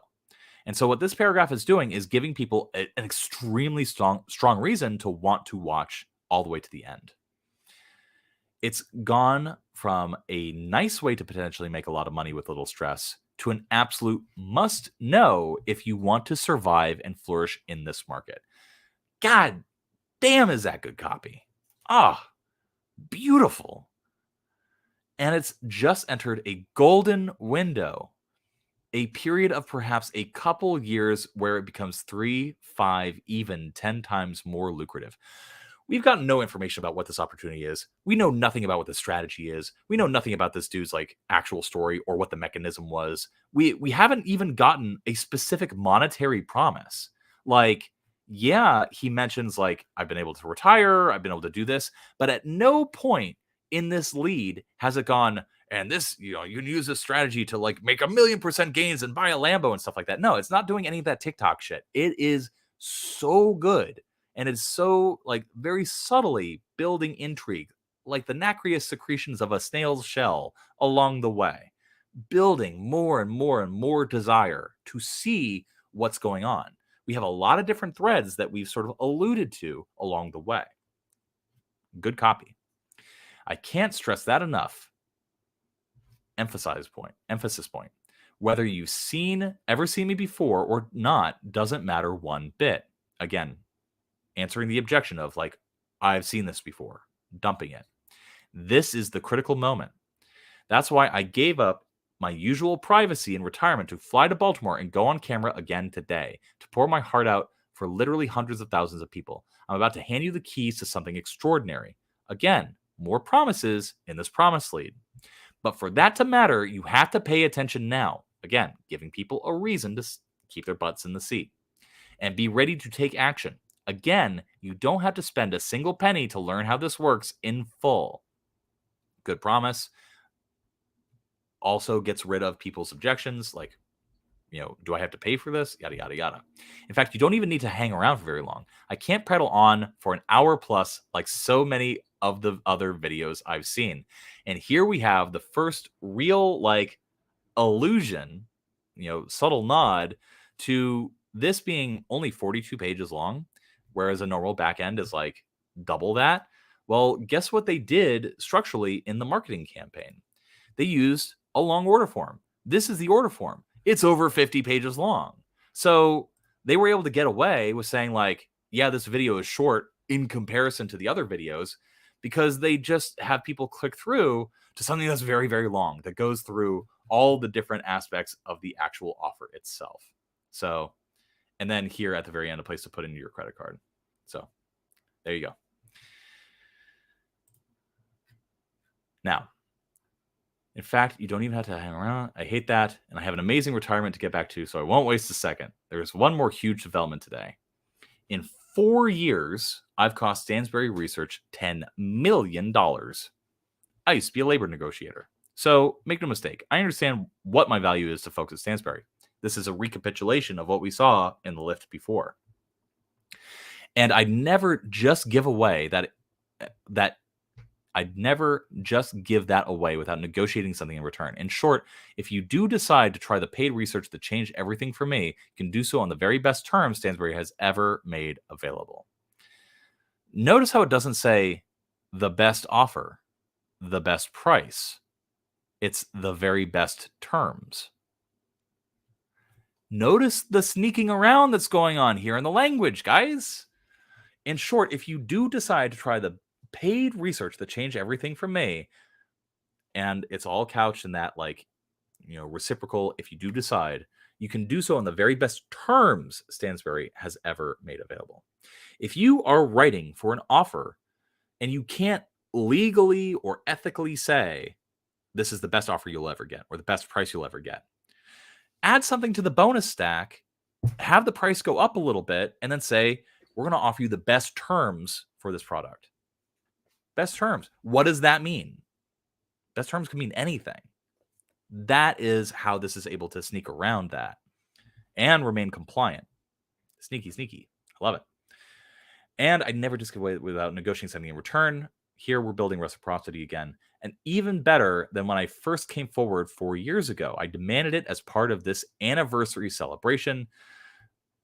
Again, going back to Cialdini, if you attach a because to any sort of persuasive, reasoning or claim or offer or request, that because is going to add a lot of power, even if the because, whatever follows the because statement, isn't very strong at all.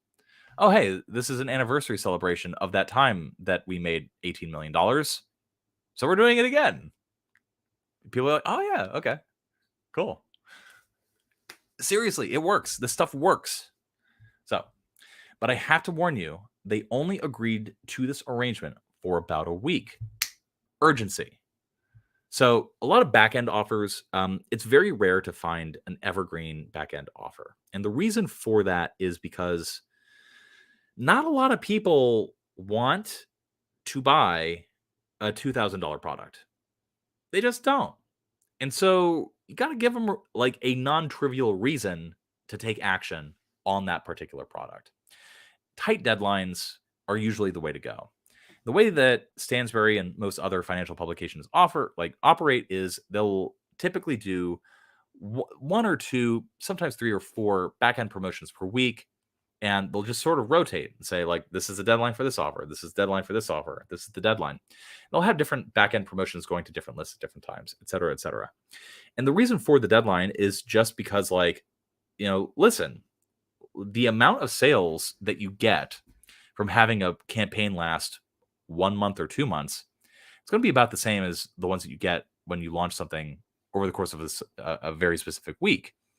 That is especially true for back-end offers. And especially true for non-evergreen, that is, offers that are meant, that was my alarm, by the way, offers that are meant to last a while. And so with these back-end offers, like urgency, having some sort of deadline, it's often extremely crucial to their success because the most sales that you get are when you launch it, and the even more sales you get are when you deadline it. And honestly, when I first got into copywriting, I was very reluctant to believe that. I was like, deadlines can't be that important because I got sick. I got sick and tired of being like, all right, guess what? This week we have another deadline. Guess what? This week we have another deadline. Guess what? This week we have another deadline. Here's what I discovered years and years and over years in this business. Deadlines work. They increase sales, especially if they're justified and organic. Like there's a reason for them to be deadlined. And deadlines also don't churn a list that much. Like if you're emailing people 3, 4, 5 times a day and like all your email is going to spam, yeah, your business is going to go under. But if you're judicious and you're smart about deliverability and like provide value as well as marketing messages, as I showed you before in the stream, well, guess what? You can have deadline after deadline after deadline. And in fact, having a deadline is part of this promotion itself. In fact, this person reading this copy, or the person who wrote this copy, quote unquote, this is a script given to him, written by a copywriter. Hated the marketing, and so it's all meta, it's all intertwined. So, critical you hear the details right now because here is something that amazed even me. I recently heard from a senior director at Stansberry who told me that my original viral message and the occasional updates I've sent have saved readers upwards of $10 million over the last 4 years. And by the way, did I call it? When I was reviewing the lifts, I was just like, this is probably what that $10 million is, putting $10 million back into your pockets. And I said, it's going to be an accumulation, the simple summation of savings that people have experienced based on their purchases. And here they are saying exactly that right here. So totally called it. It's almost as though I've been doing this for a while. So that's money that folks like you have kept in their pockets instead of handing it to Stansberry while they've learned this extraordinary approach. So I know I've made a difference. Does the company benefit too? Sure. I'm not an idiot. notice how whenever he says, I'm not an idiot, the implication is that you, reader, are also not an idiot. Keep that in mind. They want to gain subscribers, but the $10 million folks like you have saved is very real. And I know for a fact that the company only makes money if you see the kind of results you want and decide to stick around. This is a typo, by the way. Typos happen, especially in 70-page sales letters. It happens a lot. And decide to stick around for the long term. I'm proof that this really works. Again, all implied benefits, all extremely powerful persuasion. My only goal is to show you and get you to try it so that you can enjoy the benefits that I have. Here we're switching from I got all these cool benefits. Now we're switching at page 7 of this promotion to, by the way, you can get these benefits. The promise is for you as well. That's why I fought for an even better deal this time and got Stansberry to agree to honor it for a minimum of 1 full week. The implication, that's the justification for the deadline.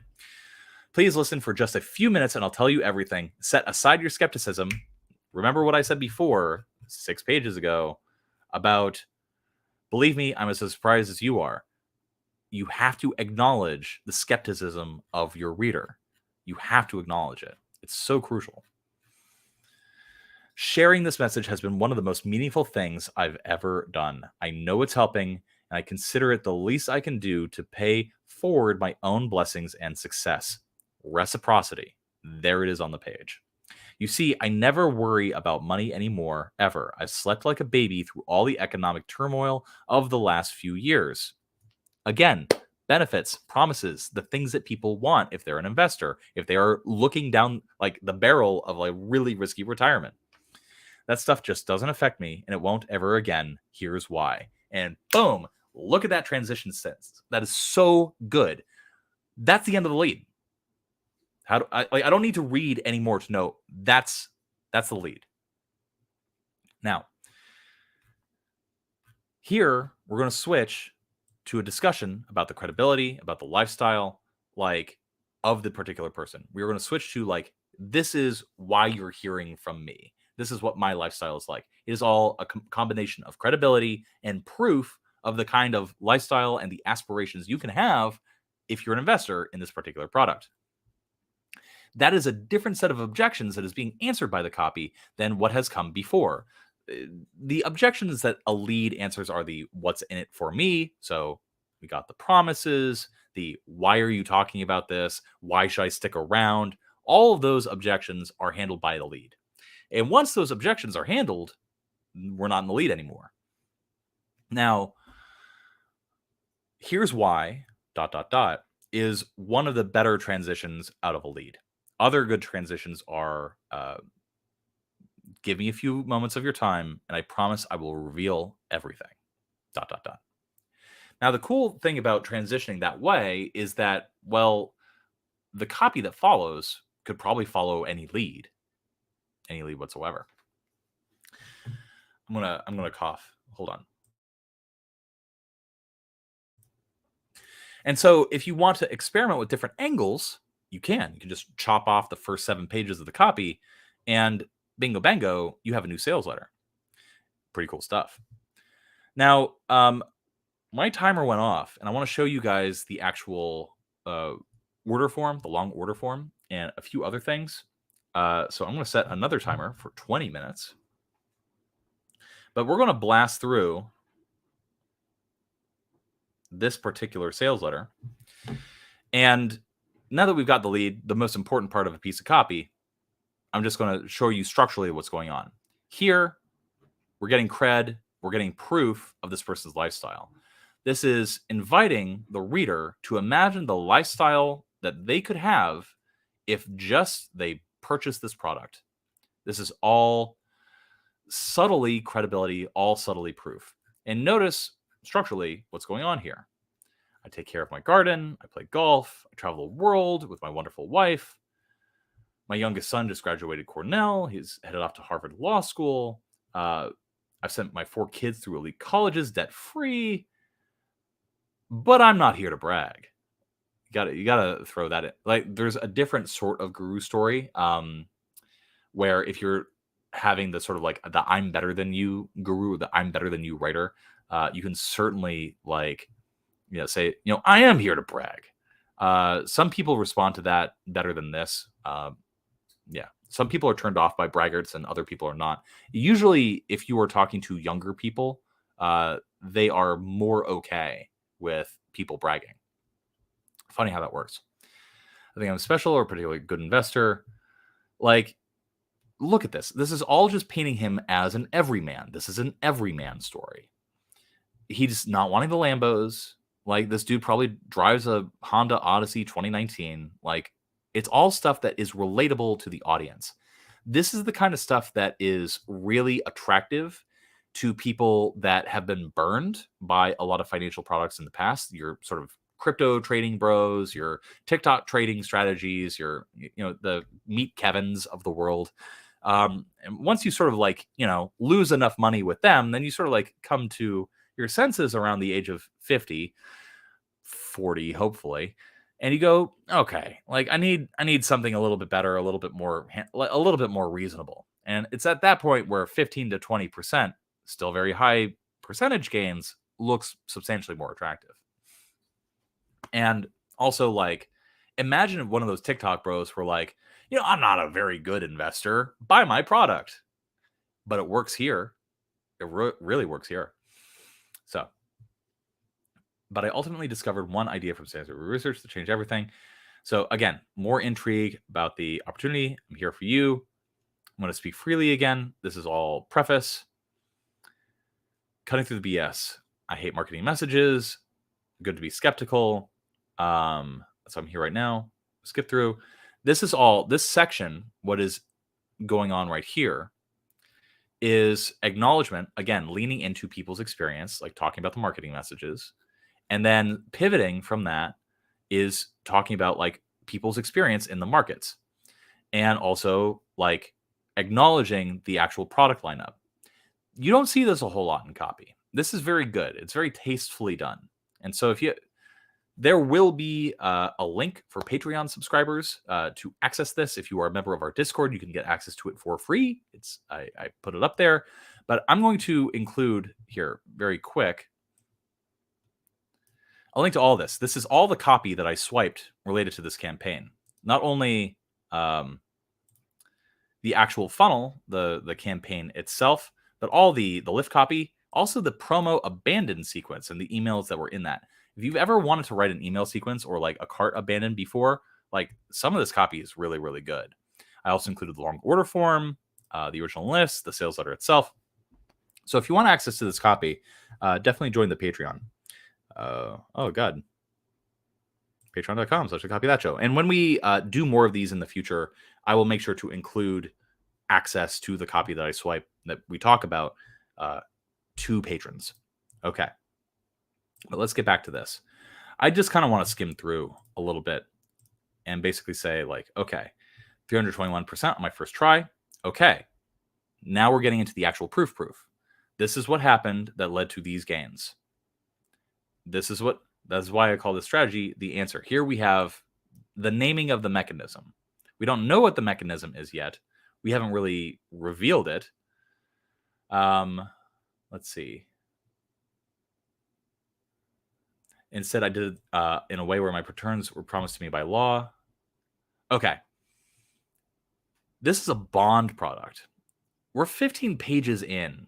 We haven't really gotten any information about what this is. This is all like alluding to bonds without revealing what bonds is. Why is that? Because the average reader has associations and notions about bonds that are generally pretty negative. Why would I want to invest in bonds? That's stupid. No, you have to prove that bonds can be lucrative first and then be like, by the way, it was bonds. And then all of a sudden a person's notions have been disrupted. And they're like, what? Bonds? I can make money with bonds? My returns were promised to me by law? That's crazy. So hold on. We have a question that is semi-related. So you're absolved of having to donate. Should we bother annotating sales pages that are not in our niche? Financial has some of the best from what I've seen, but I don't plan on working in that. Alex, my dear baby boy Alex, has primarily written for ecom and health. And one of the things that led to a ton of his success in his career as a marketing director now is basically looking at copy from outside his niche and being like, oh, it's crazy how they're doing that. And then trying the same thing in a completely different niche.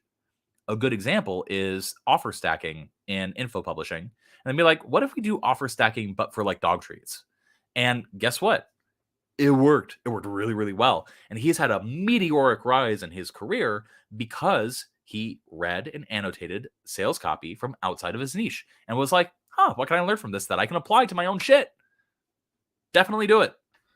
So I am definitely not one of those people that's just like, if you want to be a financial sales copywriter, only read financial sales copy. No, that's literally freaking ridiculous because there's so much that you can learn and so many different tactics that people are employing that you can pull into and really make a name for yourself and do something a little bit different, do something very unique.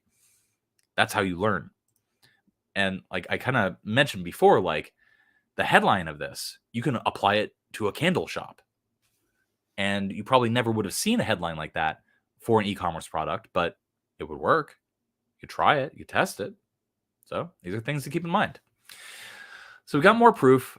And again, this is called a transubstantiation. That is a Catholic term. We are turning water into wine. We are calling the mechanism, the bonds, specifically undervalued corporate bonds, the answer.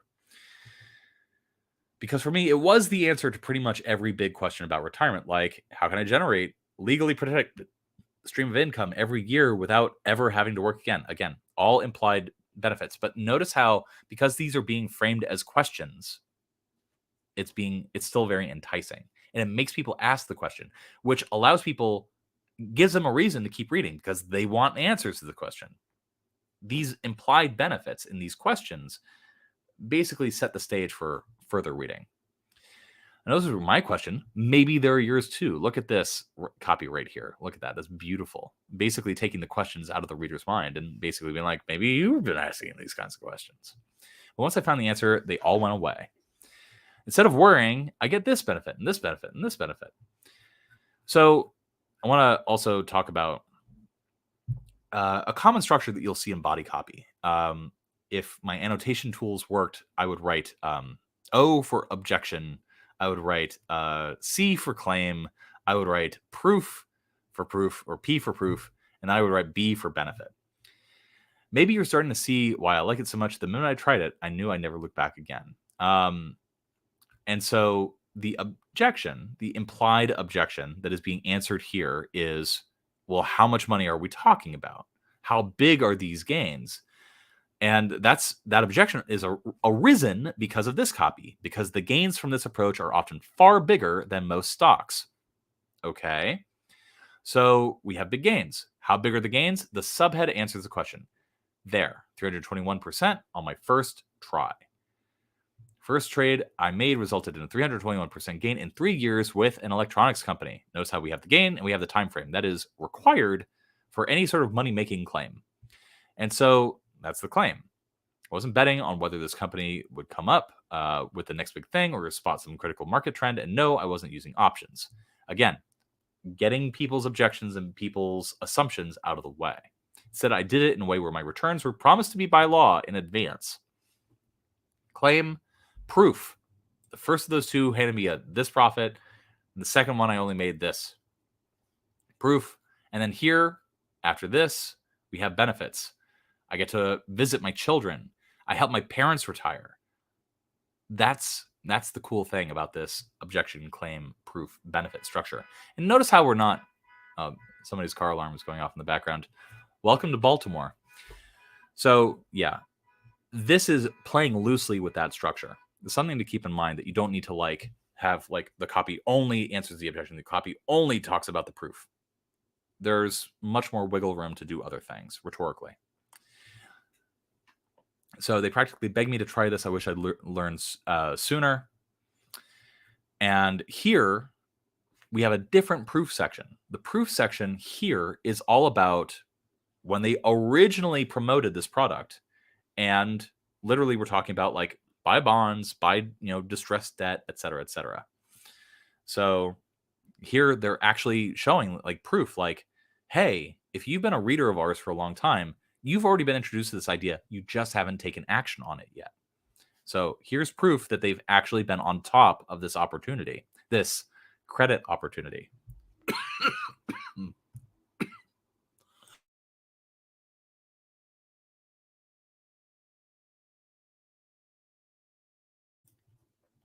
I want to take a drink of water. Hold on.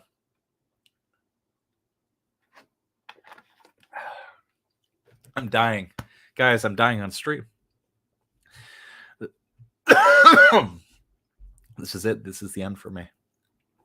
All right. Anyway, got more proof. Here's proof. And also, here's context, coronavirus crash, and what happened. And it's all showing the story of how these gains were made. So I'm not going to actually get into every section of this because I actually do want to get to the long order form. I think I'm choking.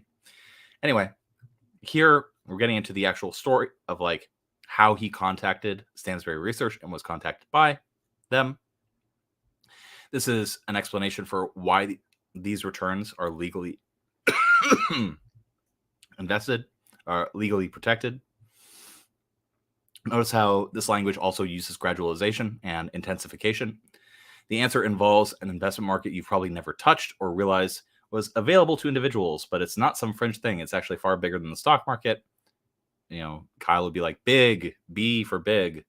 He even uses the word big.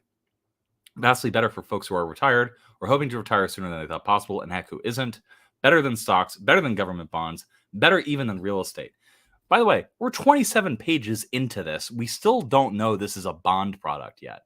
How crazy is that? Can you imagine selling somebody and writing 27 pages without ever telling them what you're selling them? That's what's going on here. That's crazy. And it works and it's good. It's just building intrigue all along the way. As good as all these investments can be, this one beats them hands down. You see, your investments are backed by strong legal obligations. You know when you invest exactly what you're going to get back. Risk isn't zero. Nothing in the markets is. Believability. But the returns are consistent. I actually want to Control F and find.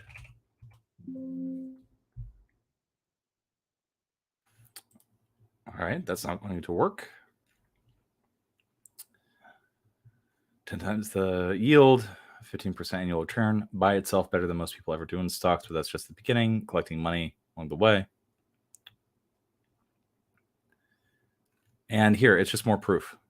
We still haven't revealed really that this is corporate bonds. It's so cool. Anyway, delay, more proof. And here it's only like 32 pages in that we're getting into what is commonly called chart porn. A lot of people, when they write for financial, think, oh, I need to show a bunch of charts of money going up. That is not true. That is not a true thing. Notice how we only started getting chart porn 30 pages into this. What's more important is the idea and the premise and the angle.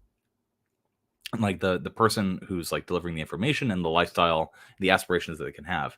It's only here that we're like, okay, like what are some of these actual opportunities? Let's see. I don't care about the way the stock moves. So what is the answer? Why I quit stocks forever? By now, you may have guessed I'm talking about a unique strategy involving the bond market. There we go. 33 pages in, we find out what the mechanism is.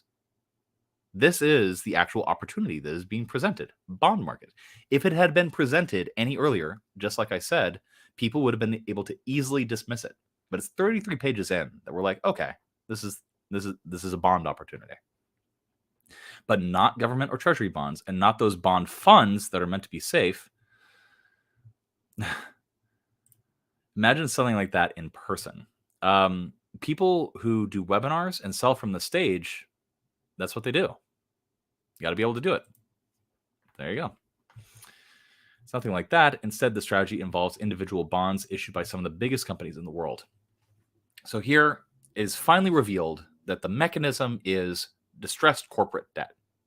And that it's here that we finally get an explanation for like, why does he keep saying that, these are legal contracts, that they are legally obligated to pay, et cetera, et cetera, et cetera.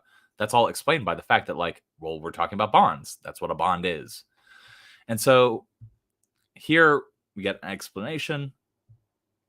Dramatically less risky. Stansberry Research has unlocked a unique secret involving these bonds, a way to buy them for a fraction of their true contractual value at discounts ranging from 10 to 70% or more. Now, not to go full finance daddy on you guys, but when companies issue corporate bonds, they release them, they sell them on the open market at what's called a par value. Let's say it's $1,000. And let's say Laura. Hello, Laura. Let's say I sell you a corporate bond from Copy That Co. International LLC for $1,000, and my promise to you is that I'm going to pay you 10%, like, every year. And then when I'm going to do that for 10 years, and at the end of 10 years, I'm going to give you back your original money. So that's $1,000. You get 10%, so that's $100 for 10 years. So you basically are going to end up with $2,000 at the end of 10 years. That's the $1,000 you put in, $100 paid out to you every single year, the 10% on $1,000. And then you get the money back when the bond matures or, expires. So ultimately, you end up with your original money back, $1,000, plus another $1,000 on top of that.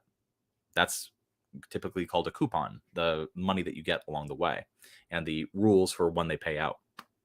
Now, here's the crazy thing. Imagine if 7-8 years into you owning this bond, you find another bond that is worth $1,000, but you can get it, and it has a 12% interest rate rather than a 10% interest rate. You're like, oh man, I really wish I had that bond instead. Well, what you can do is you can actually sell your bond that only has 2 years left of that term to somebody else on a secondary market. Now, because they're going to get less income, they're going to want to pay less for that bond. So the total bond value might not be $1,000 anymore. You wanting to sell this bond might be willing to sell it for like $900 or less, because you've already gotten $700, $800 in income. So, add that together with the money that you got. Bingo bango. Now, for your $1,000 investment, you have $1,600. Pretty good, right? That's a 60% return. And now you can go spend $1,000 on that 12% yielding bond, and you have $600 in cash left over. Give me that, Copy That bonds now. Maybe we'll do a fundraise or something like that and make sure to pay everybody a ludicrous interest rate. So anyway, that's how that works. And basically what this strategy is doing, I'm revealing stuff that hasn't been revealed in the copy yet. Go check out DIY Wealth, my other YouTube channel where I talk about financial stuff.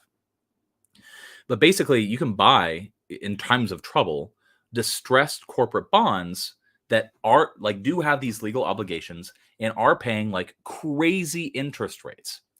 I've had access to Stansberry credit opportunities for many, many, many years. And I actually participated in one of their recommendations once, Southwest.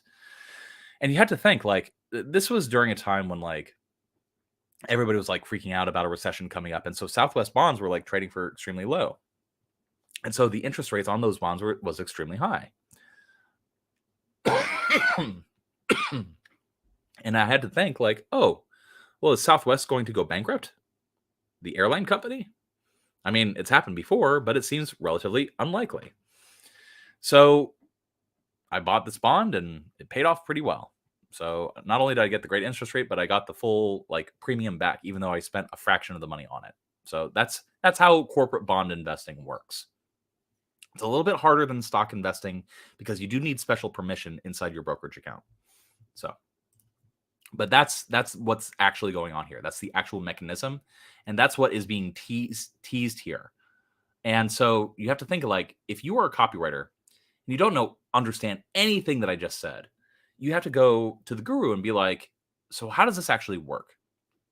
And you have to interpret, well, bonds, trading below par value, stuff like that. They're not going to talk to you in usable copy.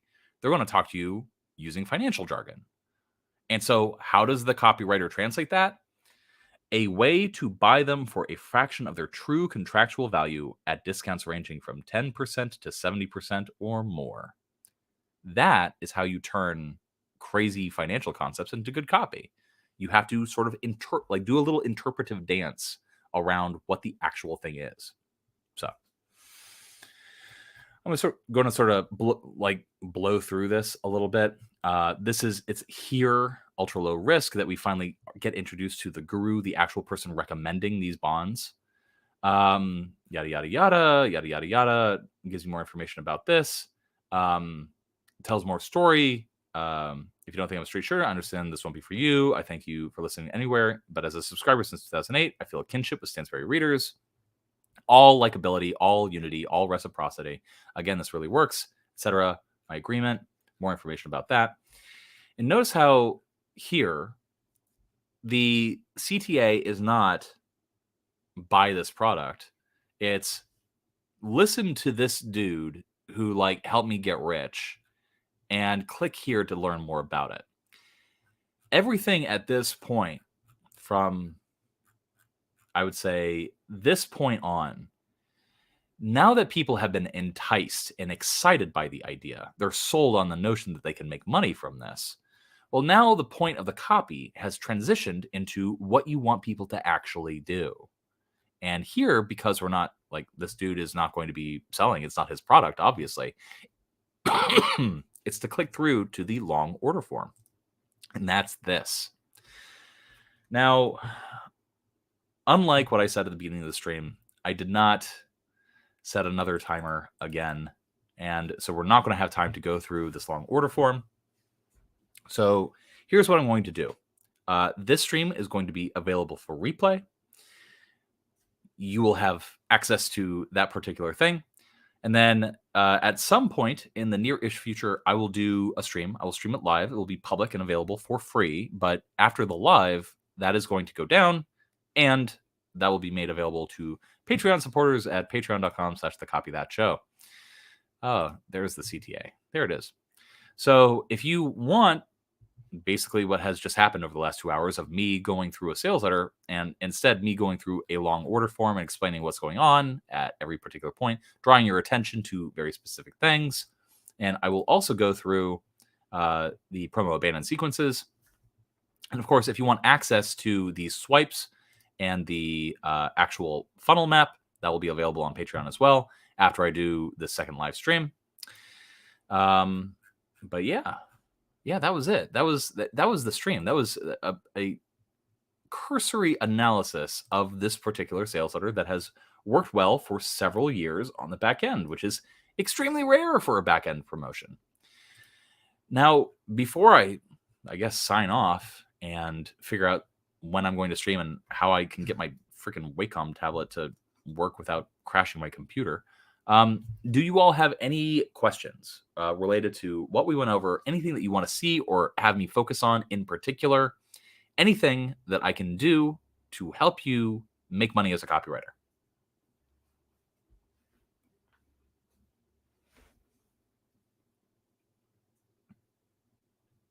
Yes? No? Maybe? Here, I'm just going to take a big old swig of water. And if you all have any questions or anything you want to talk about, that we've entered that part of the stream.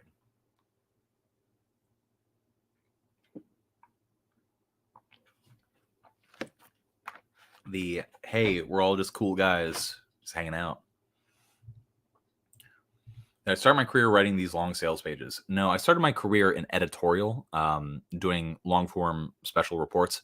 So when you buy one of these products, and I'll show you. So this is the long order form for this. And if you scroll down,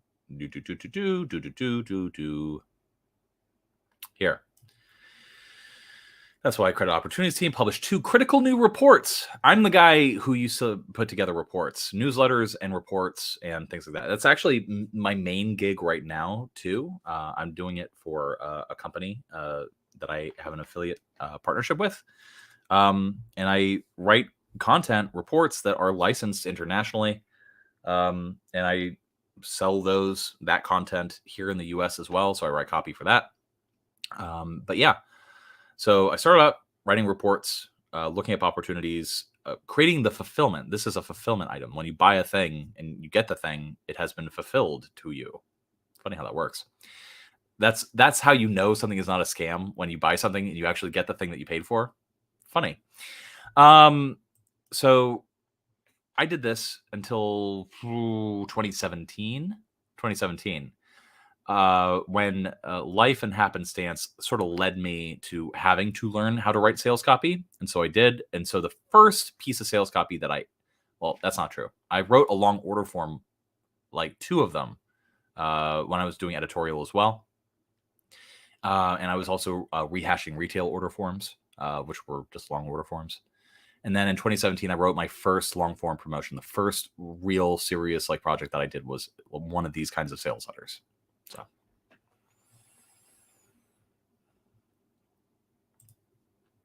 just want to say, I really appreciate the breakdown of these long form sales letters. I'm not in financial, but it definitely benefits my skill building.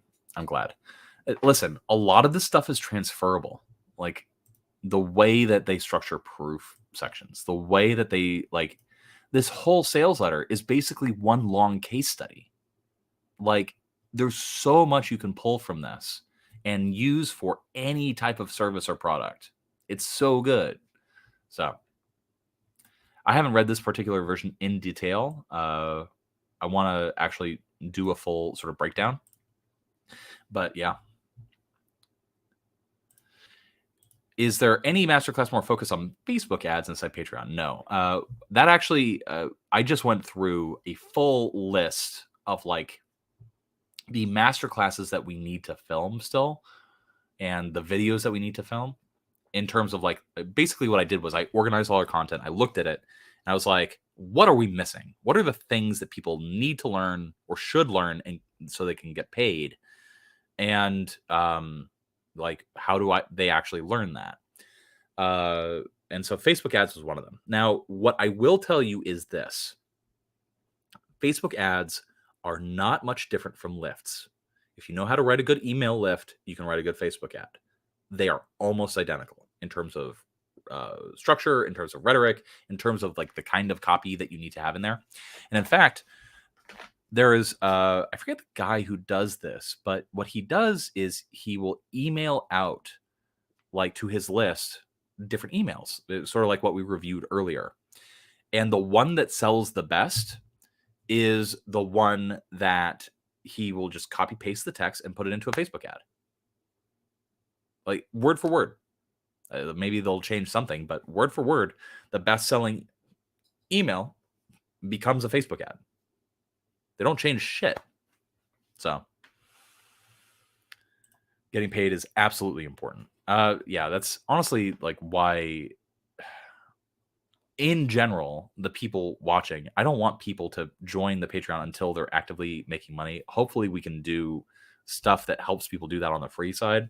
But obviously stuff that doesn't scale well on YouTube, we have to put behind a paywall and charge for our time and our insights and our energy. But yeah, if you want good insight about how to write a Facebook ad, look at our free content related to email copywriting, because the logic is very similar.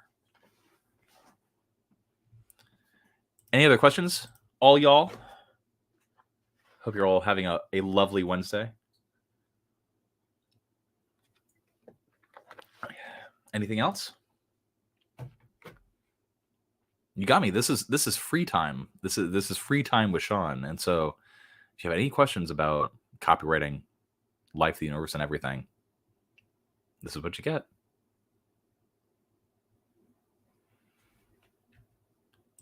Thank you for joining. I hope you found things that were educational and helpful. Which ones would you recommend going through in order?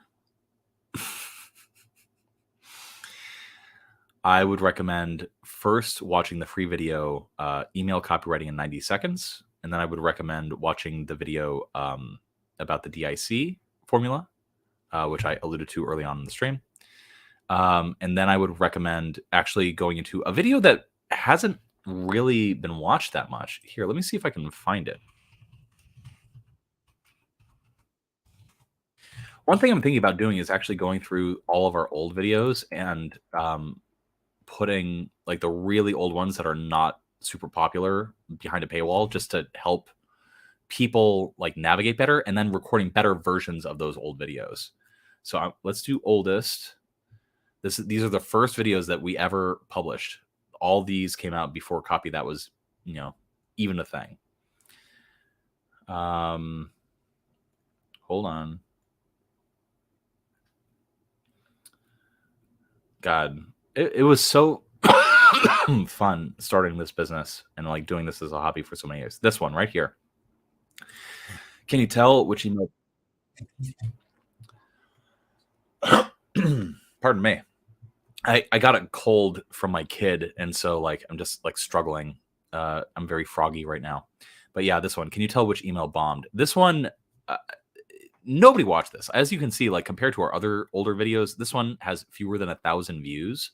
But it's like I actually go through and I show like the actual emails that like got put out into the world.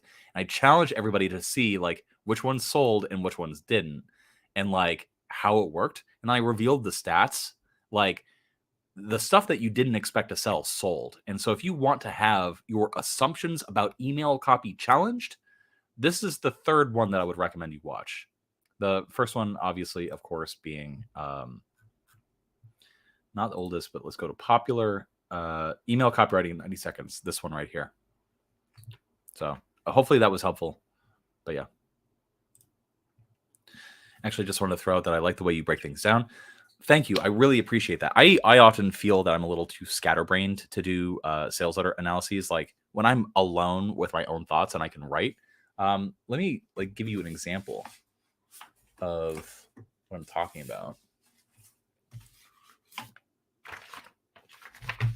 Hold on. I have just collections of sales letters up here. Yeah, when I actually sit down to like annotate a sales letter, I'll do it by hand. Like I'll just print out the sales letter. So I have one that I have not annotated yet right here. But I'll actually show you. Let me do this off stream. Drive.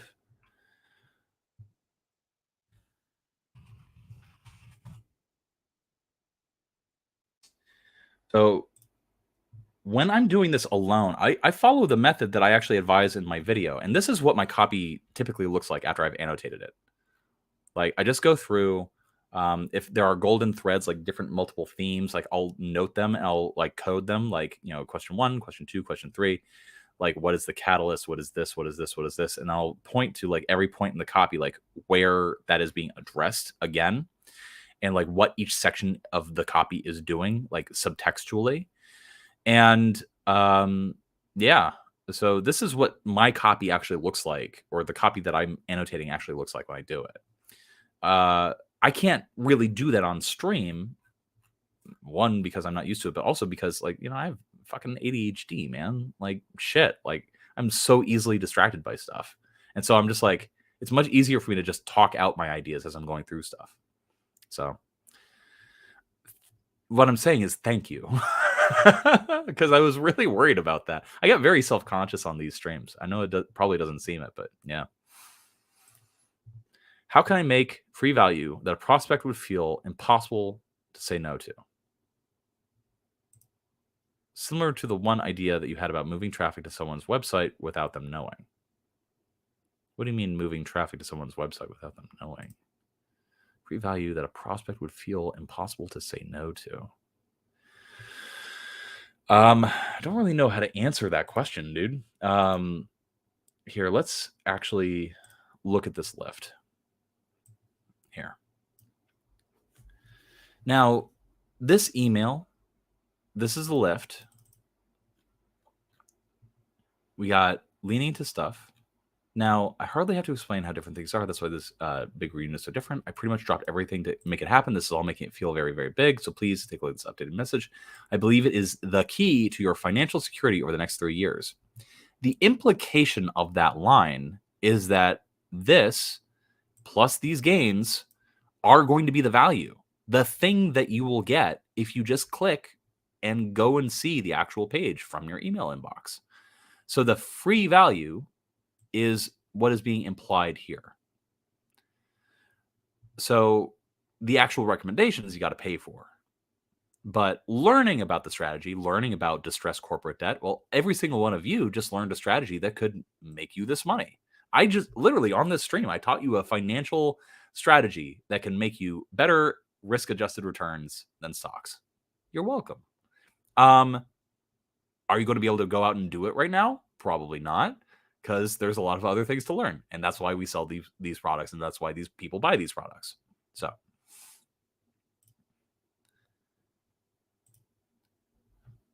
wonderful. Wonderful, wonderful. Any other questions? Anything else that you guys want to know? Another thing too is if you don't have the Patreon and you're like on the fence, like, is there any value in that Patreon? Like, really? Is it even worth it? I put together a sample platter of our masterclasses, like 12 of our most basic ass masterclasses in YouTube under membership. And it's cheaper than the Patreon. And so if you just want to like see some of what we've published in Patreon, that's available for people. I put that together for you. Notice what I did there with the reciprocity and the liking and stuff, like basically the same thing that the sales letter was doing, but it's true. It's rhetoric and like sales persuasion tends to work better when it's authentic. And so I did legitimately make this so that people could decide like, oh, well, I like this and I want more of this. So I might as well pay for the Patreon. That's why I did this. So if anybody's on the fence, this exists. Any other questions? Anything else?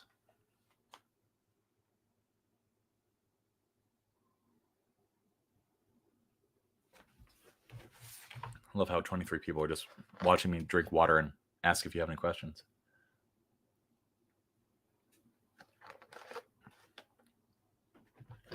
The stream is over, guys. This is Copy That Nights. We're on to the wild shit now.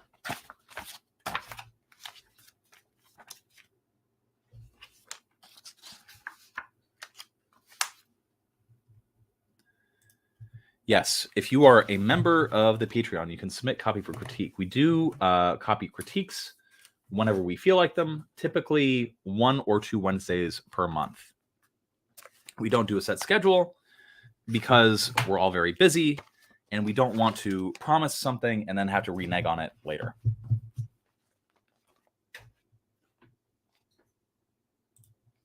Not sure what that means.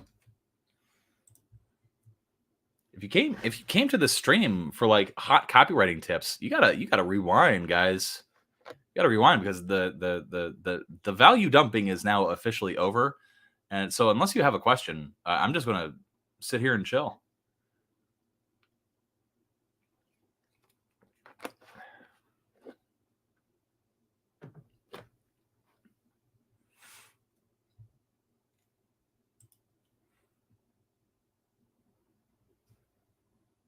By the way, earlier in the stream, I mentioned a particular video, a short, this one right here, the $1 million copywriting trick.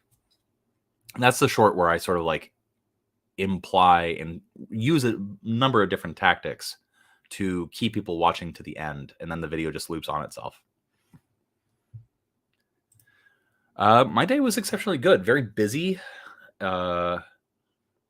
I'm working on 2 20-page reports right now. I also had to help coordinate from a distance, filming.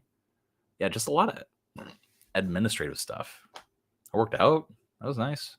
Got to hang out with my kids in the morning. That was nice. But yeah, it was a chill day. It was a chill day. I had to stay up late to actually get stuff done. But, it is what it is. What does Sean know about copywriting right now that Sean didn't know 1 year ago?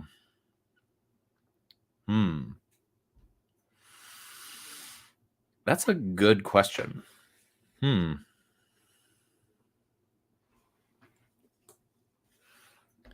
Let's see.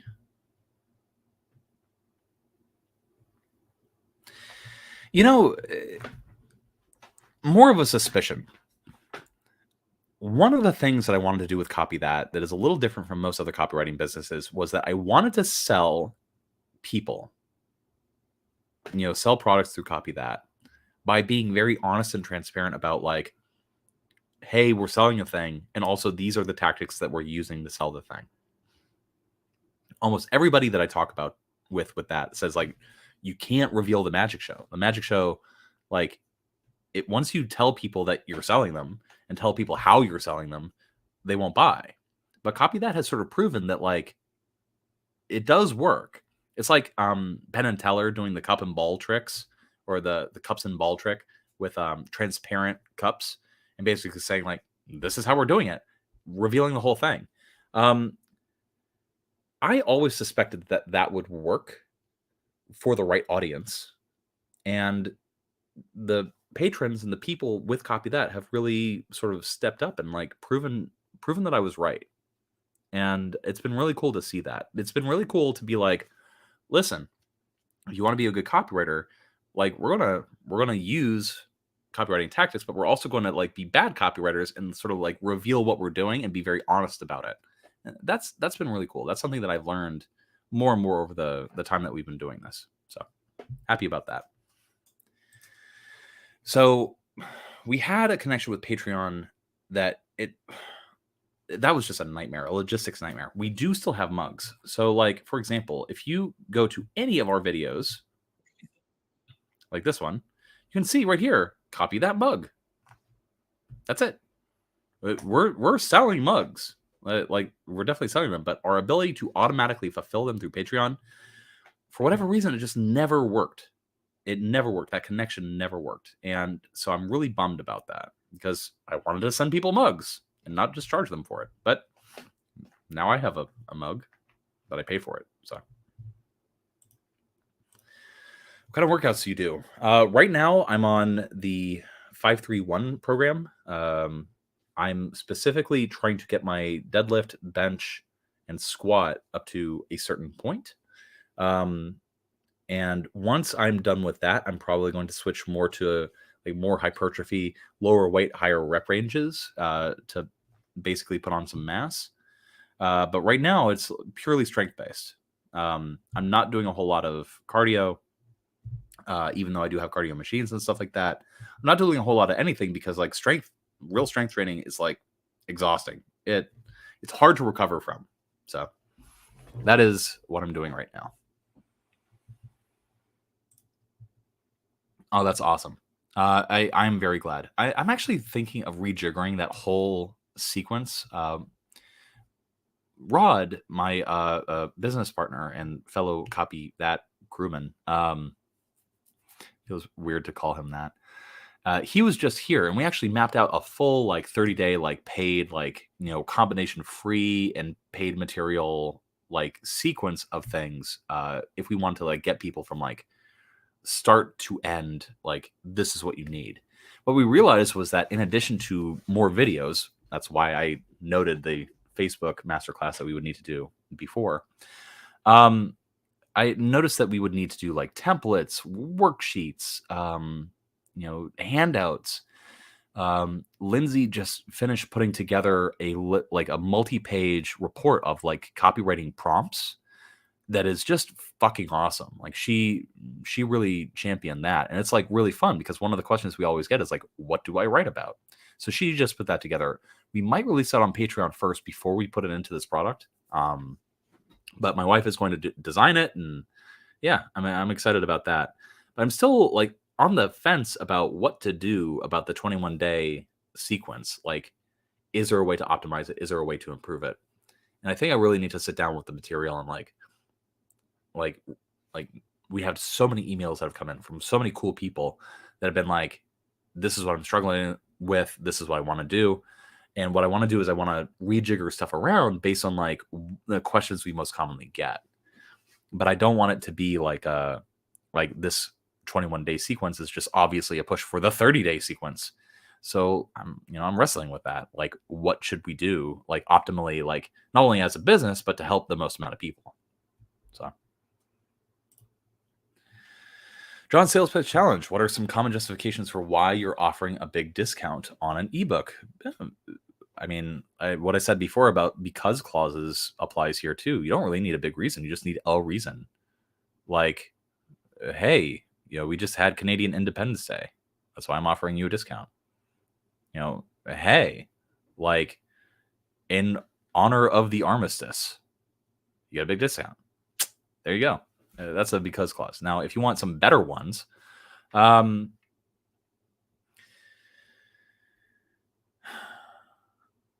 yeah, like for example, a launch, typically a good justification for offering a discount, but it's weird.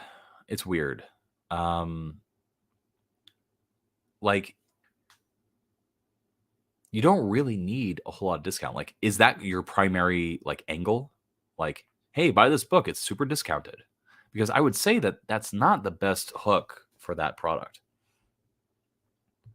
One of the things that I actually talked about, so for context for everybody watching, all few of you that are watching, friend of the show, Jonathan, he actually just recorded a masterclass that is going to be available for free on how to build a portfolio on Copy That, youtube.com/copy that.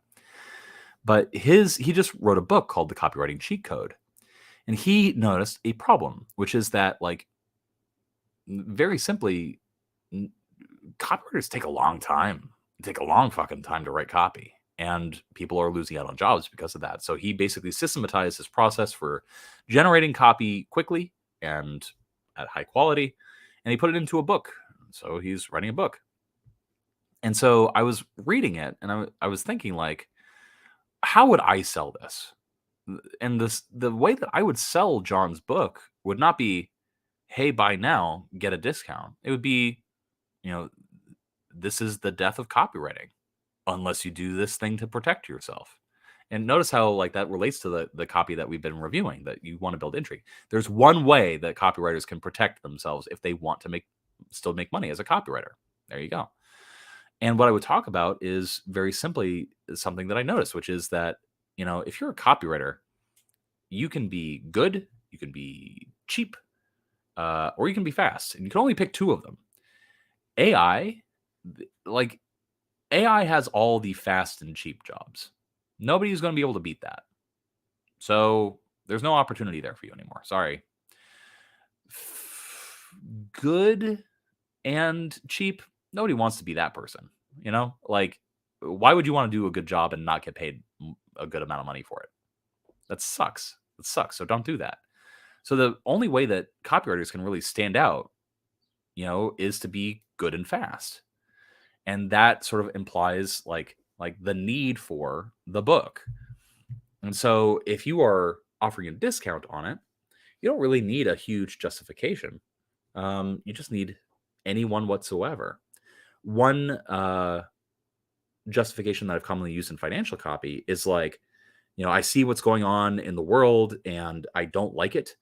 And so, that's why instead of, you having to pay this amount of money on Amazon to get this book, I'm offering it for you here for this amount of money. And that's one way to justify doing it. Really, any justification will work. So thank you, Rod. I appreciate that. He followed up. The discount part is just the end of the offer. I price anchored to how much the book costs on Amazon. It's only $4.99 a page. John said I need to justify it. Like I said, any justification will work. I grew, and like it depends on if the discount is time bound too.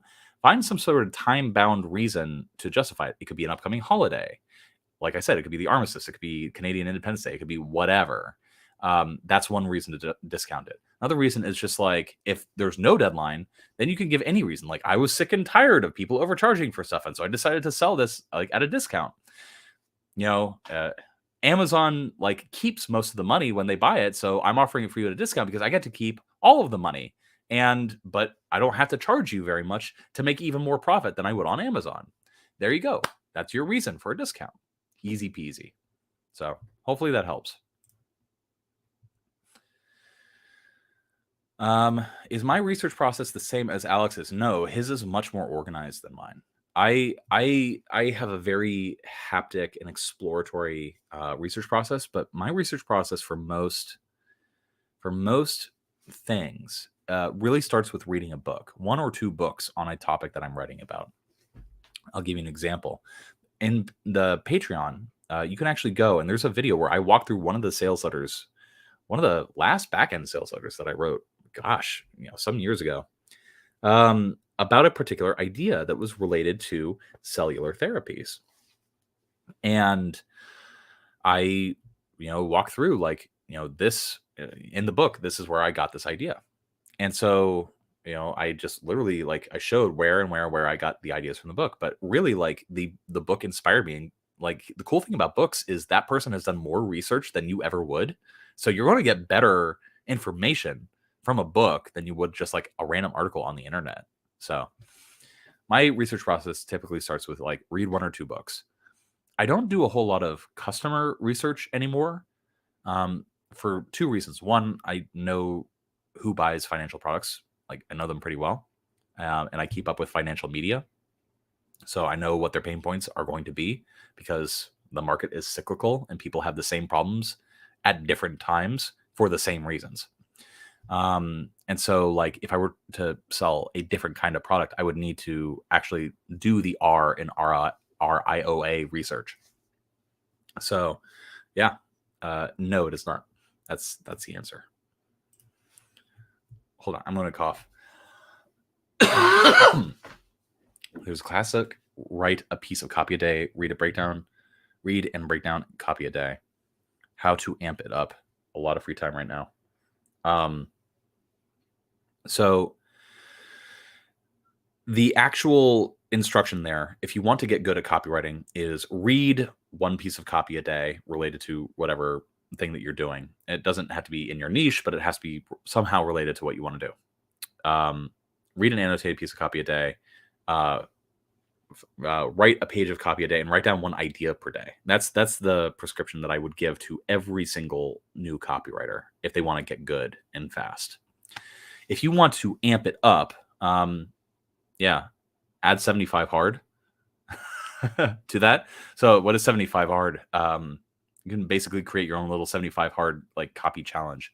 You have to be on a diet. You have to work out twice a day, 45 minutes each workout. You have to read 10 pages of a book per day.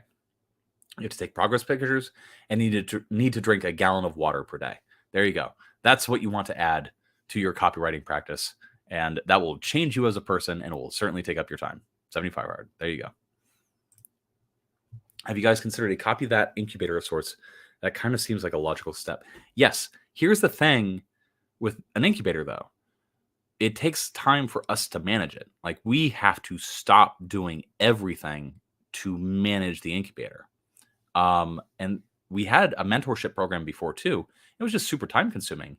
And the amount of money we would need to charge to justify mentoring people so that hey, I want to stop doing this thing that I can make $10,000 from so that I can collect $300 from mentoring a person. Fuck that. No. And so there's no point in continuing that on considering the amount of work that it was necessary to do.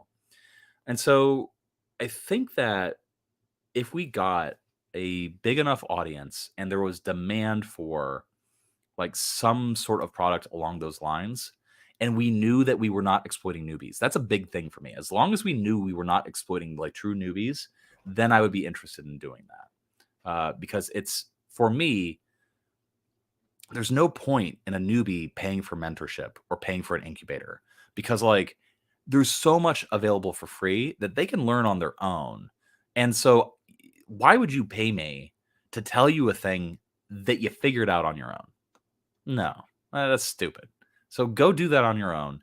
And then once you reach a ceiling, once you reach a point where it's like, I don't know how to improve anymore, that's when an incubator makes sense.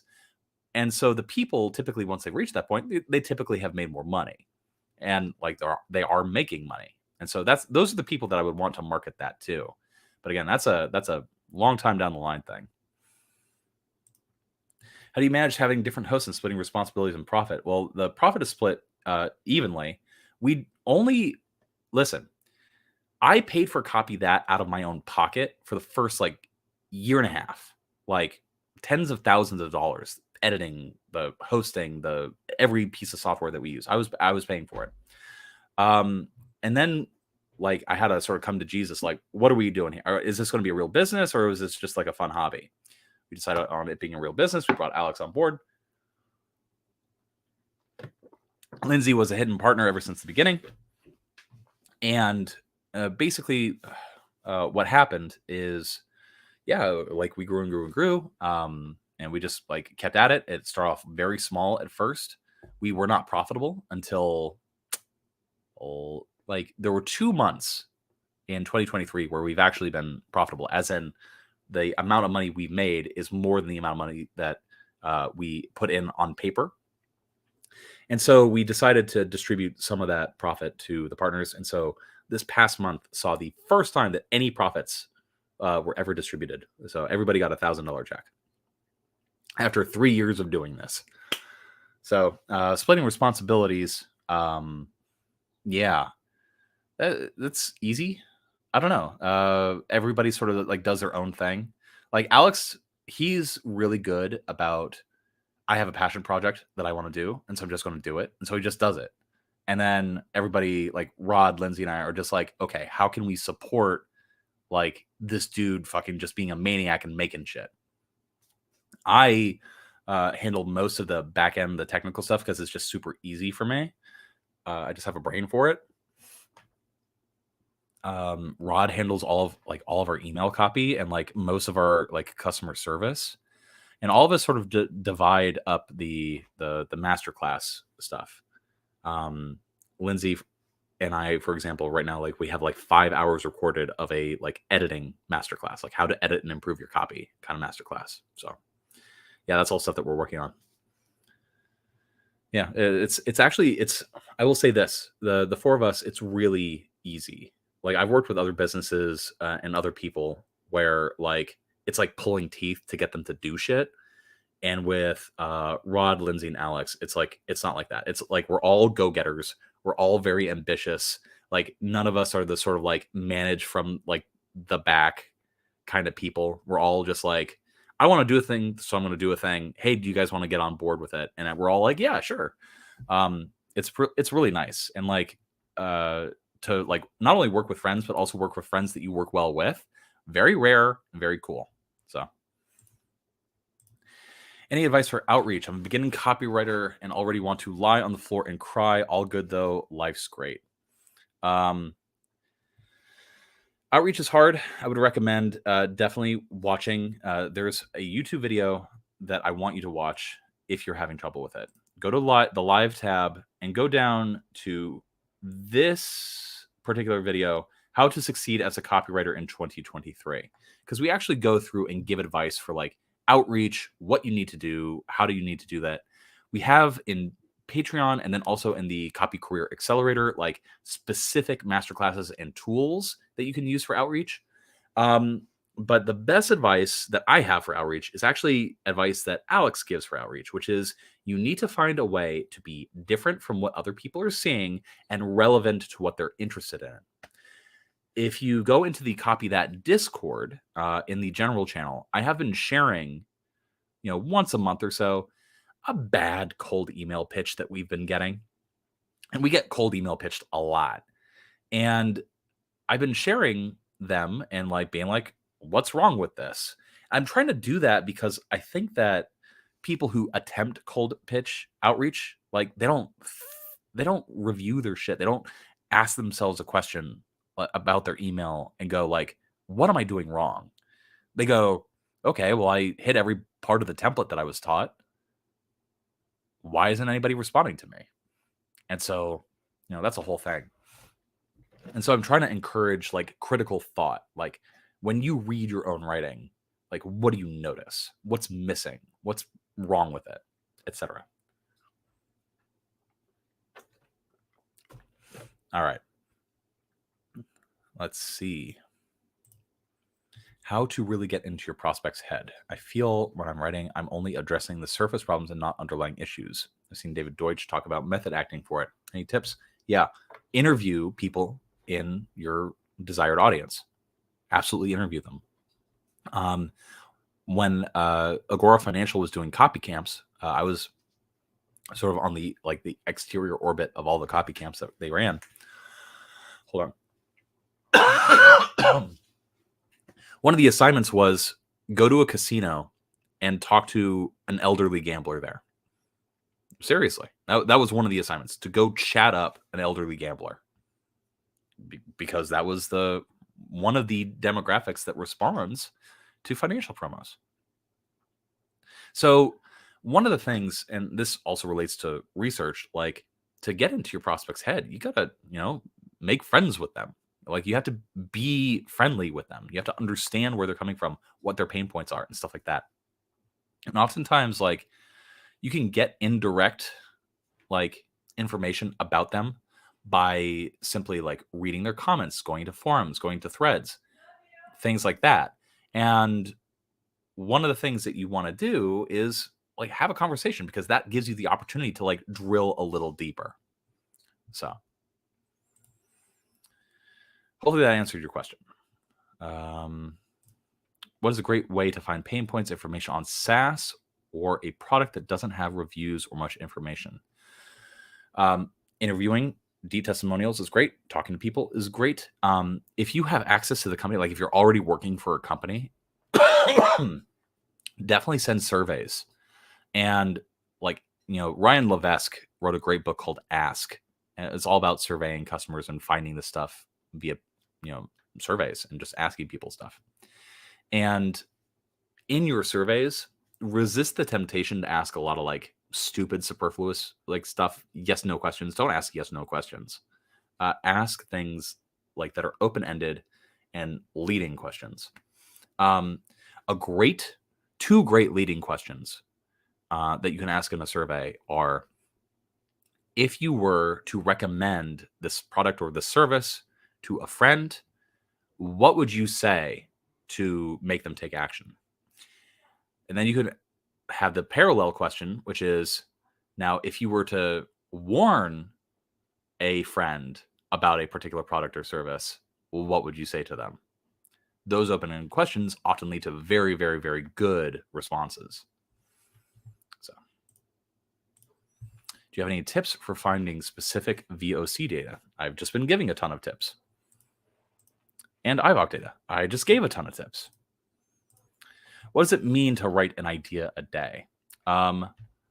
Okay. For example, when we go back into this,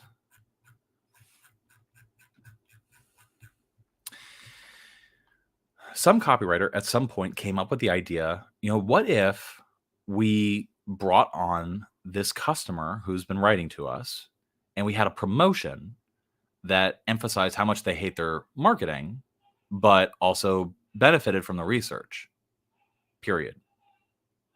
Put that into the idea notebook. That's an idea for a future sales letter.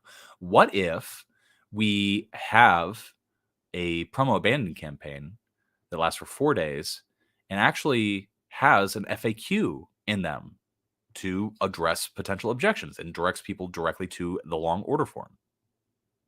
That's an idea. Writing an idea a day simply means writing any sort of like framework idea, marketing idea, strategy idea, literally an idea. Just write any idea down. Because once you get into the habit of writing down an idea, coming up with ideas, forcing yourself to come up with ideas, well, then you get through like the stuff that has been done, like the first 30 days that you do it, like you're not going to come up with anything original, anything interesting. But the more you research in this business, and the more you do that, eventually you start to find the stuff that's, like under the rocks a little bit. really valuable, really interesting, really unique. And I would say that especially in copy nowadays, the thing you want to emphasize the most is fascination and uniqueness. Like that sells better than anything else. Do you have any tips on creating fake social media accounts for research? I do not, because I don't do that. I never have. Dude, that's a lot of stuff. I'm not sure what you're referring to. I'm going to write the best, worst cold email pitch for you. Please spare me. Spare my heart. Throughout my journey thus far, I've learned a lot in copywriting. A worry I have is how I'll remember everything so far. I know applying tips immediately help with retention, but I have a few pages. David Deutsch was a mentor of mine, and he's actually going to be appearing with Kyle Milligan on Kyle Milligan's show relatively soon. He mentioned that there have been many campaigns, many promotions that he has written that have failed, and then he does a sort of like after action report on his own copy. And he's like, why did this fail? What he often discovers is like, oh, yes, that's right. I forgot to include that. I forgot to do that. He uses his failures as an opportunity to re-educate himself about the importance of topics he's already learned. I think that can be very daunting and scary to a beginner, but that's how somebody who's been doing this for 40 years does it. He remembers after doing something and then relearning. And that's true for really any creative activity too.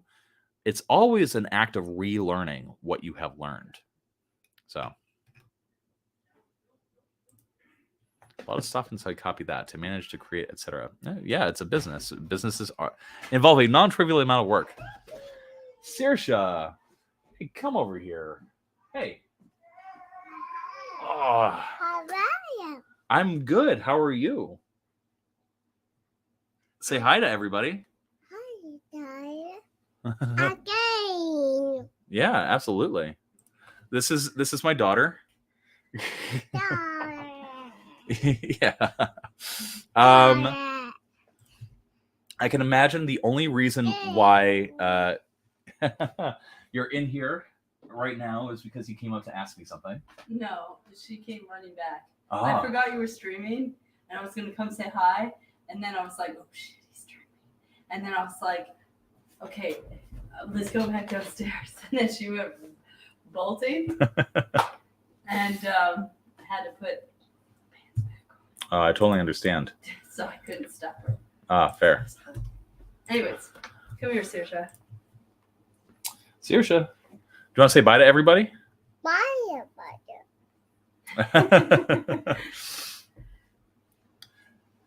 What are you doing? Bye.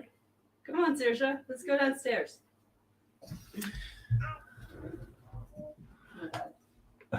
She grabbed the blanket. Oh my God, come on. Oh. All right, bye, Will. Bye. I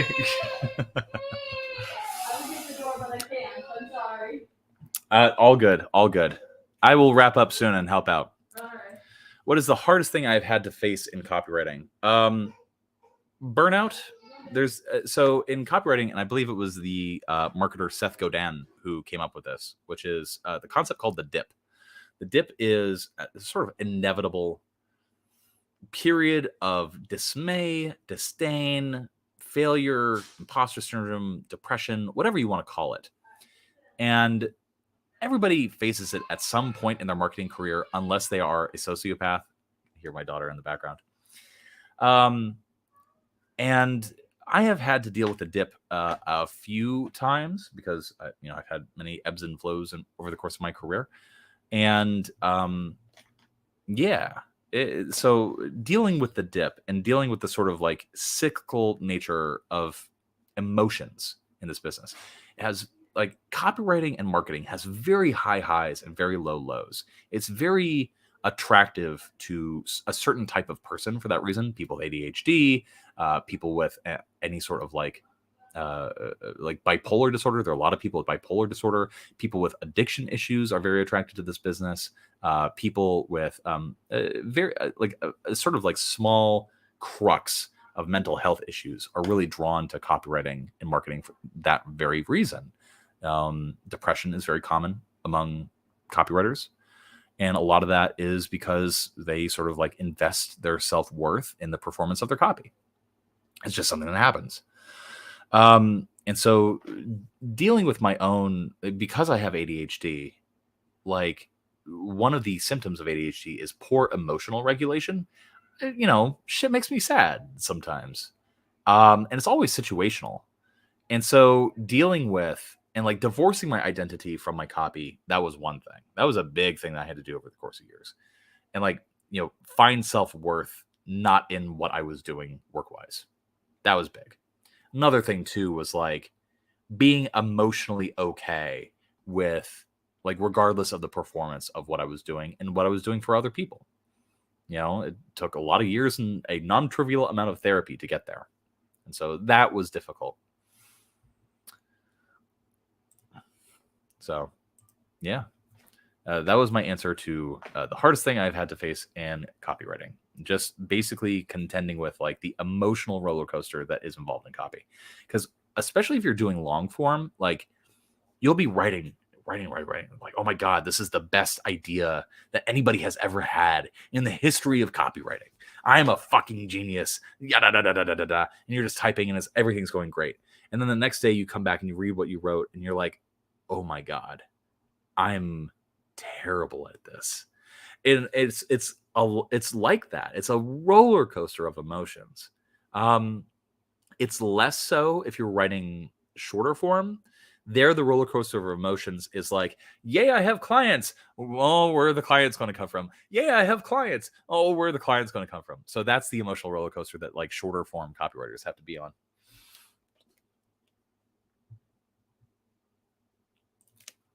Could you say that the dip is common in any business after you spent so much time honing your craft? I don't know.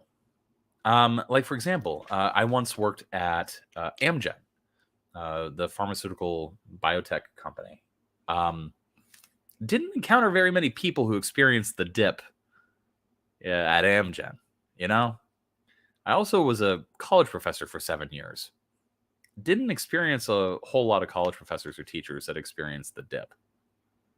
Like certain businesses, especially businesses where you know what to expect, where like performance is not so tied to identity and like your future capacity for work, where you're not as like in copywriting, you're only as good as your last promo.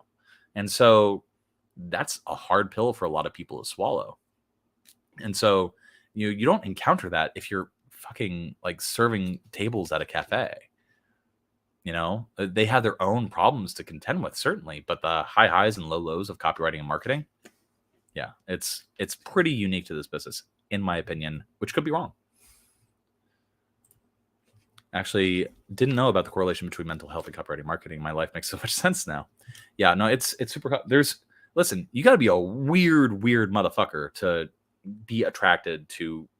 I can write words and sell things. Like, there's a small crux within a like a small little population, niche within a niche, that will be attracted to that very prospect. And so you encounter a lot of the same problems in that niche of a niche that you would encounter in that subpopulation altogether. Like, for example, creative writers, people that like write fiction, for example. A lot of fiction writers there's a subsection of fiction writers who fail and get into copywriting or like want to get into like, I've always been good at words. And so they get into copywriting. And so the sort of mental health problems that you commonly see among fiction writers, alcoholism, drug abuse, like, you know, manic depressive disorder, major depressive disorder, you know, things like that. That's all common in copywriters too, just because like of the general population that copywriters are coming from.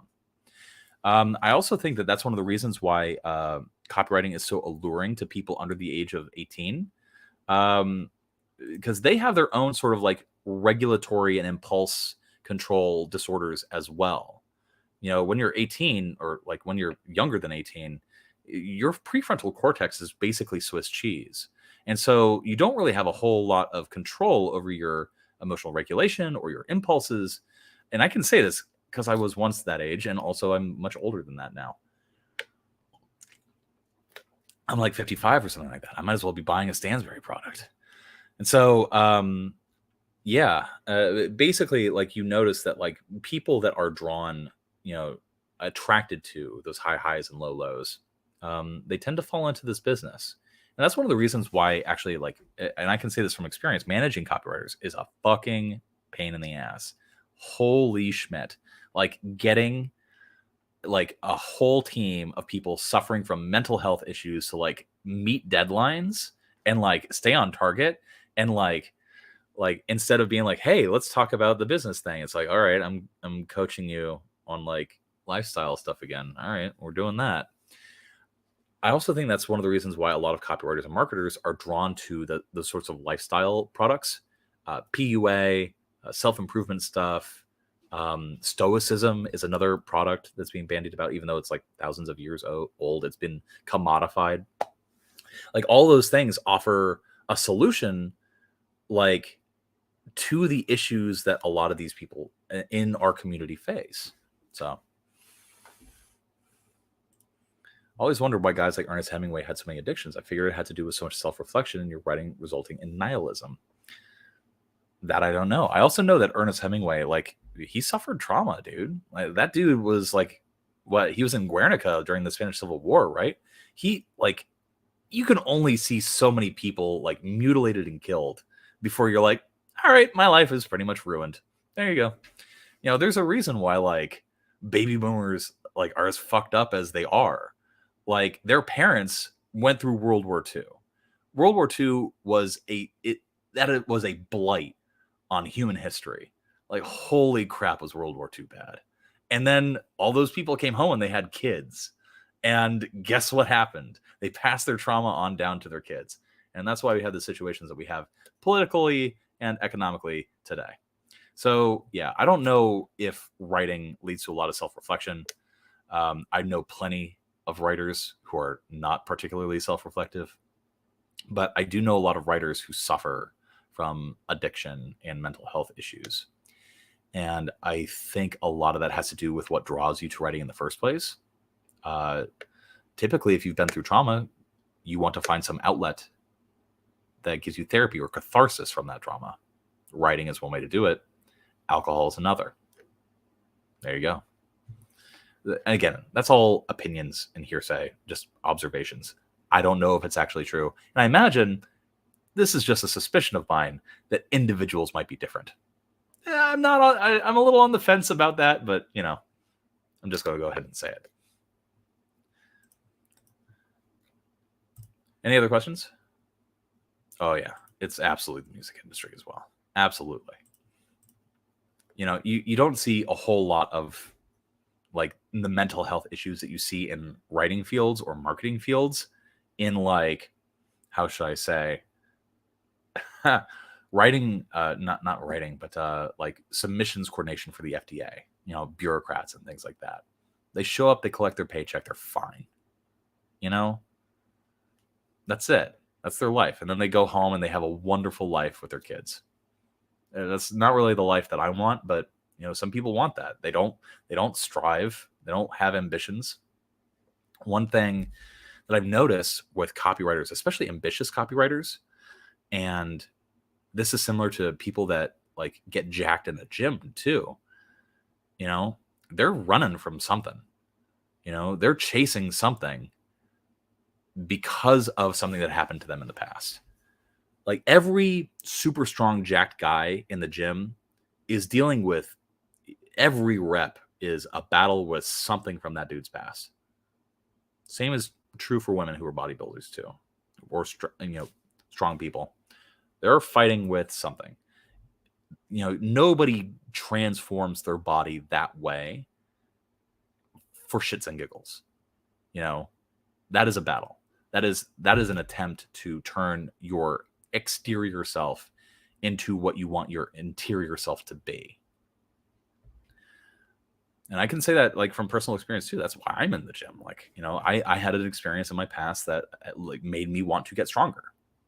Everybody's running from something when they go to any sort of extreme. And I'm talking about extremes of ambition in any field. Anything else, you guys? Anything else that I can chat about? Hey, stop diagnosing me with stuff. No, it's, one of the things that I had to contend with as I got older was the realization that like, and maybe this is cynicism from marketing too, but like, you have to be aware of and observe demographics. And what you realize is that like people in general are not that special. There's like a margin of difference within categories of people or people that do certain things. But for the most part, a lot of people have a very shared and very common experience. I think that's a good reason to be kind to people. It's one of the reasons why I try to be kind to people. Like, you are a human. To live is to suffer.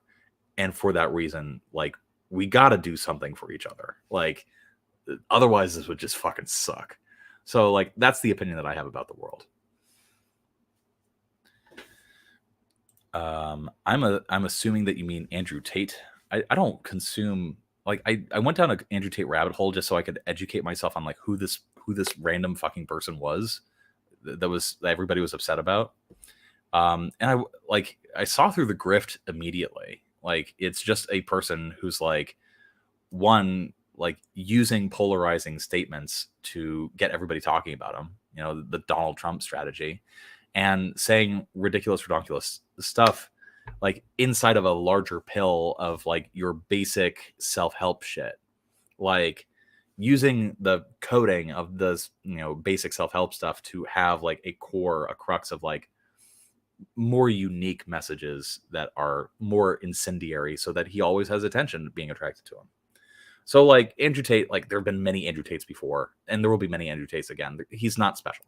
Like, go back to the 80s and you have Tom Vu. And it's funny. Like, I've made this spiel before, and somebody in the comments was just like, no, nobody will ever be like Andrew Tate again. Andrew Tate is 1 in a million. Like, Andrew Tate is like amazing. I'm like, no, he's just another like cookie cutter of that type of man. And like, I've been in marketing long enough that I've just seen it before again and again and again. And so that's what Andrew Tate is getting at. So when he says depression isn't real, you have to ask yourself a question. Is he just saying this to stir the pot? Does he actually mean it? Or is this part of the grift? So that's the thing that you got to ask. Like, and do I have a good litmus test of like whether he's being like serious or not? I really don't. Like, has he said things in the past that would contradict what he's saying now? That could be a good indicator. Obviously, I don't know what he has said that well because I'm not particularly interested in him. I'm doing my own thing. But if he is being sincere and saying that depression is not real, what I would have to say is depression, curious thing about mental health disorders is you can see them on PET scans, on CT scans.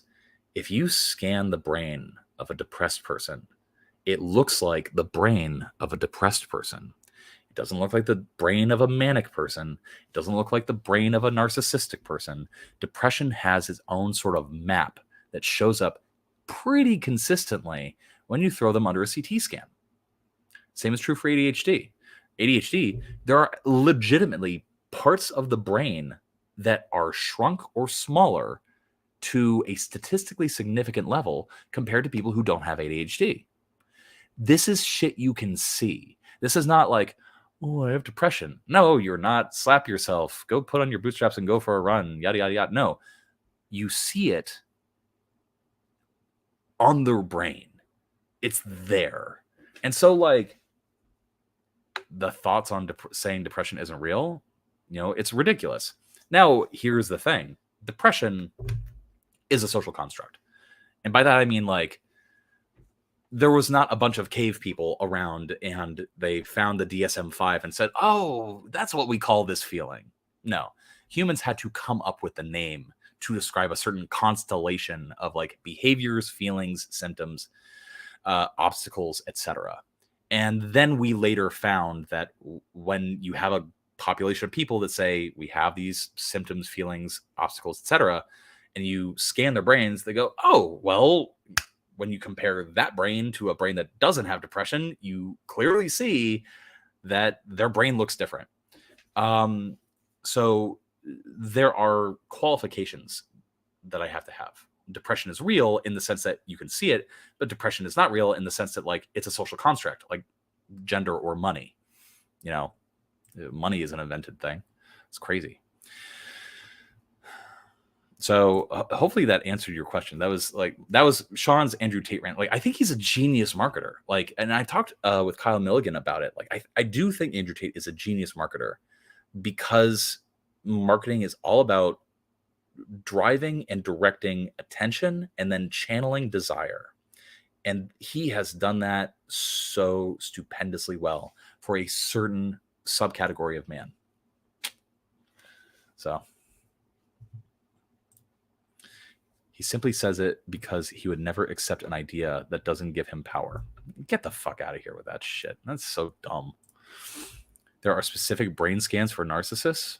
I was just running down a list of different psychological issues.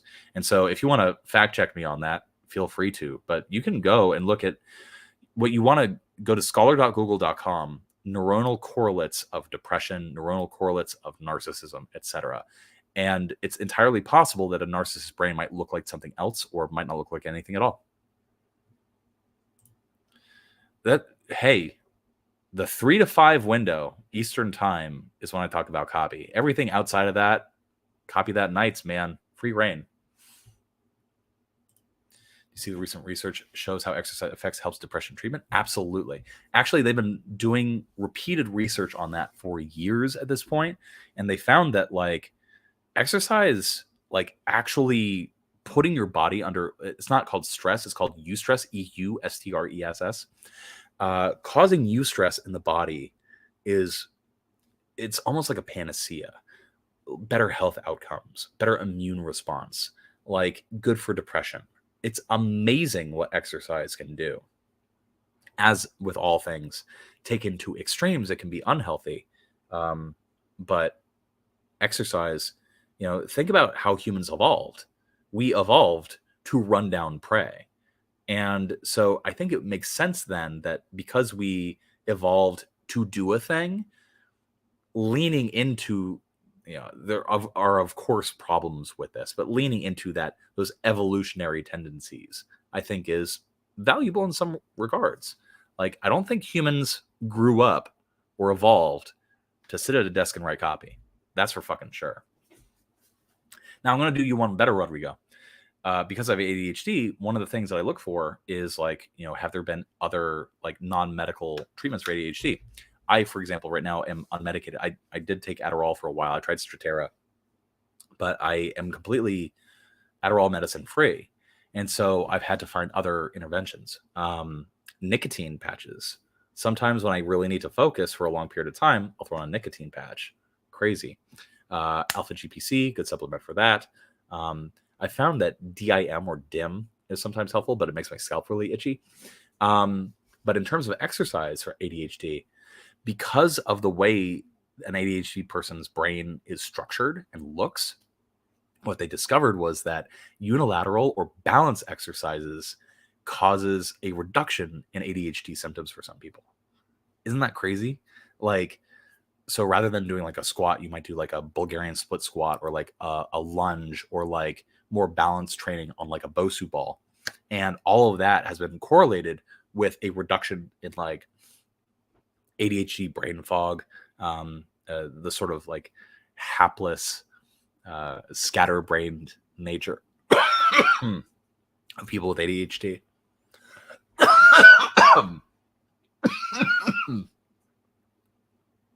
Pardon me.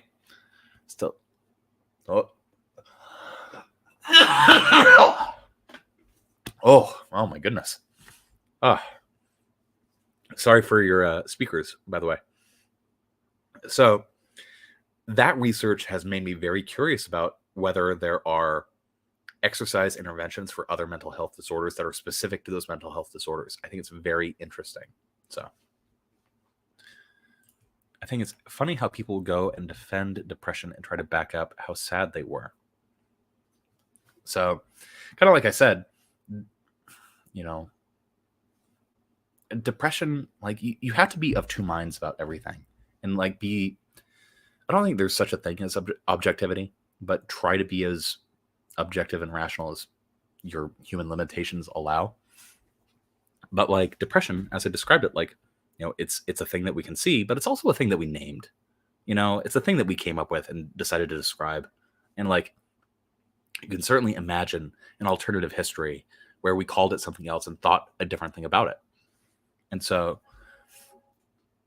I don't think there's a point in defending depression or like trying to prove it based on like how sad a person was at some point. It's ridiculous.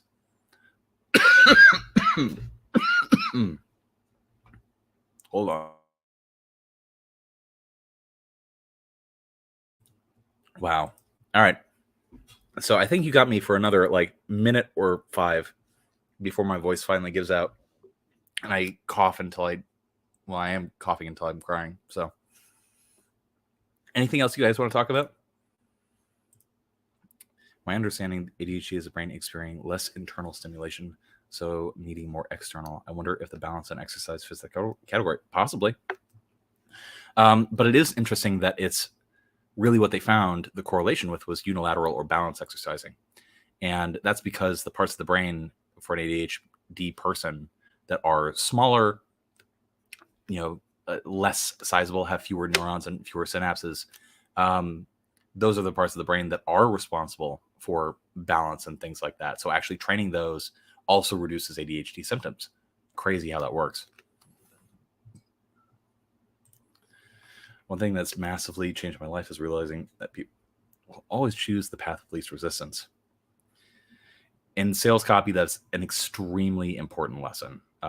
Everybody who wants to write sales copy should absolutely learn this particular lesson. There are some crazy people out there who do not. David Goggins absolutely is a person who, whenever he sees a easy road or a hard road, he will always choose the hard road. But to do that, to live that way, man, you gotta very consciously and willfully cultivate the kind of mind that will always do that. Because that dude, listen, I'm not going to say you got to carry the boats. I'm not going to like go full David Goggins on your ass, but like, I have a lot of respect for that dude. So good story. Anywho, any other questions? This has been a lovely little hangout. Regarding what you said about being overly ambitious, I find people around me disturbingly mediocre. Imagine you were at a cocktail party and a person came up to you and like was having a conversation with you and you were like, I have to leave now. I find you disturbingly mediocre. Like imagine saying that to somebody sometimes, and it's difficult to connect with them. What's your experience with this? Listen, here's my experience with this. I've shared this story a lot of times before. Kyle Milligan and I were having dinner. This is in Miami. We were having dinner with our friend Manny. And he leaned forward to me and he asked me a question. Do you have trouble talking to normies now? Normies being people not in the marketing and copywriting world. I explained to him, like, yeah, I did. Absolutely, I did. And that's because most people are not ambitious. Most people don't strive for anything. Most people are not curious, or if they are, they're curious, like within a small set of parameters. You want to find out how curious somebody is, like, like play a game. This is the game you want to play with them, which is what is the thing on this menu that you would never order? Would you like to order it? And more often than not, people are just like, ugh, no. So a good game, like I'm of the firm belief, and you can see like me jumping from top to topic, like my ADHD is coming out, especially with fatigue. But I'm a firm believer that everybody should do one uncomfortable thing for themselves every single day, one thing that makes them uncomfortable. And so when I go to restaurants, there will be like months at a time where I'll play that game where I'll go like, okay, what is the one thing on this menu that I absolutely would never order? What is the one thing that I do not want, would never want? And then I order it. I just force myself to order it. And I discovered a lot of foods that I didn't even know that I liked that way. And so that's a personal thing. And so most people are not like that. Most people don't want to do that. Most people want the path of least resistance. Most people want to be comfortable. And for a person who's ambitious, for a person who is really invested in an idea or an industry or a series of interests, it can be really hard to connect with other people. The one piece of advice that I have in regards to that is to give people grace. And by give people grace, what I mean is like, be generous, be charitable, like just understand that not everybody needs to be like you. And the moment you see like, okay, not everybody needs to be like me. Cool. What do they have that is of offer, that is of value, that I do not have in my life? And you certainly view relationships and view interactions that way. So this is a technique that comes from personal improvement, from pickup artistry, is just ask a lot of questions. Like if you find yourself struggling to talk with people that don't share your interests and don't share your ambitions, ask questions. Like that is a lifesaver when it comes to communications and when it comes to copy. It's straight from Dale Carnegie's How to Win Friends and Influence People. And it makes them feel valuable. Ask them a lot of questions. So that's a hack. If you want to appear like a person who's interested in other people, ask a ton of questions. Bonus points if you sincerely are curious about the other person, but obviously not necessary. The other thing too is, I poked a little bit of fun at the way you described it, disturbingly mediocre. And I poked a little bit of fun about that because the other piece of advice that I have is, what makes them worse than you? What makes them lesser than you? Why is their mediocrity any more disturbing than any other type of mediocrity there is? For me, one thing I had to reconcile with is that, like, okay, listen, like, there's nothing in the stars, there's nothing in the sky, there's nothing metaphysically or physically that says, like, people should be away. And so all the implication of that is that our expectations of others is invented internally by ourselves. And once you realize that, you go like, well, where did that come from? Oftentimes, I mean, if you want to get full Freudian with it, you can say like, that comes from the way I was raised. That comes from my upbringing. It comes from like traumas or experience that I had in the past that made me very driven. Once you start self-reflecting this way, you do go back to the realization that I had before, that we're all in the fucking suck. We're all in the shit. Like, we're all in this together. Some people deal with that by like keeping their head down and be like, this is how I want to live my life. Other people deal with that by being very ambitious and going after stuff and like running either from or to something or both. And so when I say give people a little bit of grace, that's what I'm trying to say. Like, forgive people for wanting what they want, because it's okay for them to want what they want, to love what they love. Just let them do it. That doesn't mean that you have to be their best friend.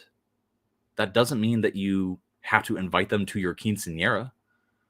That just means that, hey, listen, you're going to have to deal with other people. As Sartre said, hell is other people.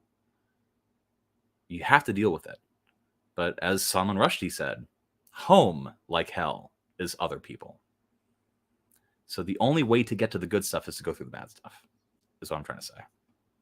A simple hack is just ask people a lot of questions and keep healthy boundaries, keep a healthy distance if you aren't interested in other people. And generally just try to find your tribe. Try to find people that do the things that interest you, do the things that engage you and like fulfill you and fill you with wonder and awe and delight. They're out there. You will find them. But you do have to go through the hell of other people to find home. I hope that helps. How do I keep myself creative? Read a lot and think about novel ways I can combine ideas a lot. One thing that I frequently do is I either in a text or in any sort of like creative endeavor, I will try to think of like a bunch of different ways, and I will sort of challenge myself, like, what if this idea, but like with this, so go one step removed from the idea. Or I will just sort of venture off into like, what if this? And, what are the implications of this? Just ask myself a ton of questions. And asking myself those questions forces me to think through problems. People do not realize that creativity or any sort of creative act is actually really more akin to problem solving than most people realize. And so once you get in the habit of treating creation as a series of puzzles to crack, it becomes a lot easier to be creative because you start being like, okay, well, I tried this thing. Let's try it. This other thing works conceptually. I mean, one of my best techniques for being creative is to yoke together two unrelated ideas that are only unrelated at the surface.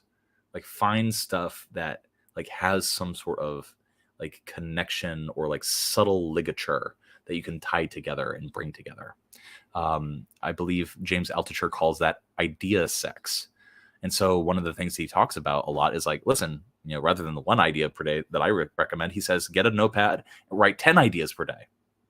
Most of them every day are going to be terrible, but write 10 ideas, 10 random ideas for a joke, for a product, for a business, like of a thing that you can do to improve your car's mileage, just any fucking idea. And what you find is that like, okay, once you're generating ideas all the time, it becomes easier. The brain is very similar to a muscle in that way. The more you use it for a particular goal, the more your brain's gonna be like, okay, I should probably like bring these synapses a little to, make this pathway a little bit more efficient.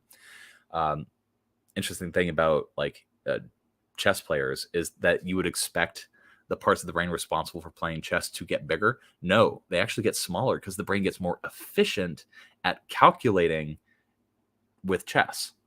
So interesting thing about the brain that way. And so just practicing that and then finding unique ways to combine ideas together. I'm a little tired, so I'm going to come up with the stupidest one I could possibly think of. What if camera, but also a dishwasher? What if your dishwasher had a camera? And then you go like, no, that idea fucking sucks.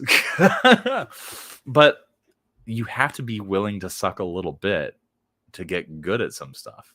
And once you start like just randomly, like not randomly, but like strategically combining ideas over time, you'll find that you come up with some very interesting stuff. One of the best promos that I ever like wrote and that did financially was a combination of like a few things that I had noticed in the market. One of them was algorithmic trading, and the other one was basically like how algorithmic trading affects the market. And so, you combine those two ideas, like, okay, we have a systems promo, a systems, like a trading service that is based on a system. And also you have information about how algorithms cause volatility in the market. And I was like, okay, what if we build a system that instead of like capitalizing on the market, what if that system took advantage of glitches caused by algorithms in the market? And that was my best-selling promo of all time. It was just a combination of two ideas. I can't take full credit. Evaldo helped me like get there. Evaldo Albuquerque, author of the 16-word sales letter, very good copywriter. And yeah, the idea sex of those two things allowed that promo to be very successful. Elon or Zuck? Let's see. If you had to bet on a manatee or an alien, who would you bet on? I'm going to bet on the alien. So here you go. I think Elon definitely has like weight on Zuck. So, but you know, he's like King Hippo. Like he's not going to be able to land a hit if Zuck is on top of stuff. So I would probably bet on Zuck. I'm glad. I'm very glad. Watching your dishes being washed on live stream would be sick. That's ridiculous. I like this idea sex very much. Yeah, it's a very useful method for coming up with creative ideas. When it's hard to take part in communities and be active, is there a way to fix that? Yeah. One, you can either force it, or two, you can lean into your natural dispositions. If you find any tendency of yourself, one important thing that you want to do is ask yourself, why? Why am I like this? What is the underlying cause of this? Is it my anxiety? Is it my disinterest in other people? Does it have, is it fear of making a fool of myself? What is it? Because once you get to the heart, the sort of crux or this, like the root of that particular problem, the thing that's preventing you from doing the thing that you want to do, then you can actually start addressing it. It is almost like Alcoholics Anonymous in that way. And so there is something that is making it hard for you to take part in the community and be active. What is it? And only you can answer that. And so I can't give you the answer to fix that until you do some self-reflection and look at internally inside yourself, what is it that's preventing you from doing stuff? Now, I have a problem with some other stuff, like in my own life. One of them is being consistent, but that is because I literally have a problem with my brain that prevents me from being like consistent and habitual in any way. And so I live my life by a calendar. I have offloaded the part of my brain that's like rickety and bad onto a calendar, and the calendar tells me what to do every single day. There's a video that we did, hold on, where I talk about my methods for actively organizing my life. It is videos. We need to go back to November of 2022. There we go. Here we go. Productivity, stress, and life goals for copywriters, episode 35, right here. And I actually, what I did was I basically described like how I stay organized, how like I overcome a lot of the issues that I personally have with staying productive, because my natural inclination is to be lazy. And so I had to swing the pendulum way the other way to break out of that. God, probably Kierkegaard, to be honest with you. Sort of like I'm a sucker for post-Hegelian philosophy. Though I will say that Sartre has a place in my heart. The phenomenologists, listen, I love what Husserl did, but get fucked with that epoch-y shit. So other forms of phenomenology like Jaspers and Heidegger, way more interesting to me. The guys who wrote 1000 Plateaus, Guattari, Felix and Guattari. 1000 Plateaus was a very influential book for me. One of the cool things that the philosophers of the 60s were trying to do were trying to explore like the limits of rationalism and the limits of like logocentrism. Like, is there a philosophy of the mind that does not involve trying to rationally arrive at the right answer? Because that's the direction that academic philosophy did, especially after the linguistic turn, like Wittgenstein and stuff like that. And so Felix and Guattari were just like, okay, all of that, the logical, the Frege level shit, like fuck that. Like, let's how do we throw that out the window? And what they discovered, Derrida was doing similar things to this too, was they had to basically recreate a completely different structure of thought, of presenting thoughts, of sentences, of recursive ideas. And what they ended up with was a book on philosophy that is insightful, but which almost doesn't, like, reading it is almost like reading a dream. Like, it's very hard. There's no like claim, proof, stuff like that. No, because Felix and Guattari had a particular project about like how do we get rid of hierarchies in our language and the way we present our ideas. And that's why A Thousand Plateaus is like super fucking interesting, because they wrote an entire like book not only about that, but also like in that style.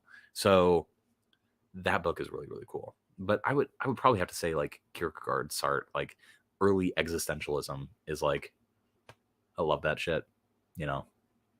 But existentialists and the existentialist philosophy like helped me out of a dark place in my life fucking 20 years ago.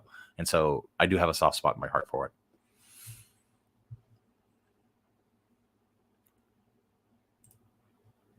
Yeah. And so, listen, I'm anxious and nervous every time I go on stream.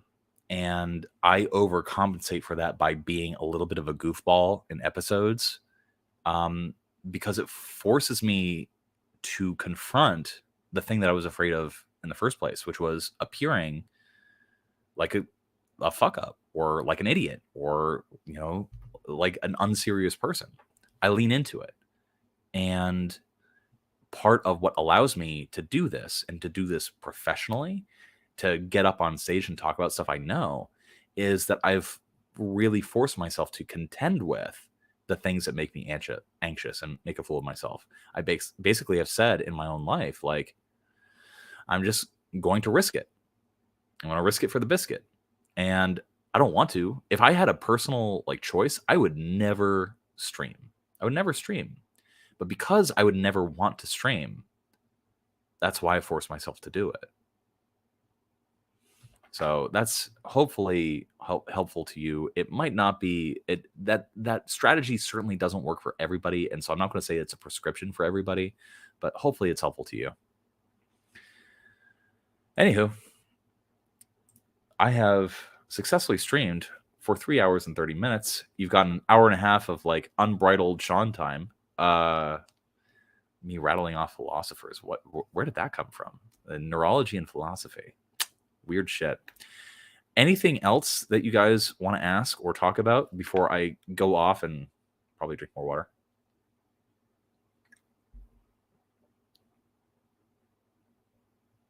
No? Oh. It will just ask questions to you here and in the Discord. Yeah, I am glad I am able to provide some modicum of insights to people that are trying to learn copywriting. So just being available to people. I that's another Dale Carnegie thing too. Like just making yourself available to people is a really good way of building rapport with other people and like being valuable to others. So thank you. David Goggins type of advice. Yeah, sorry about that. Yeah,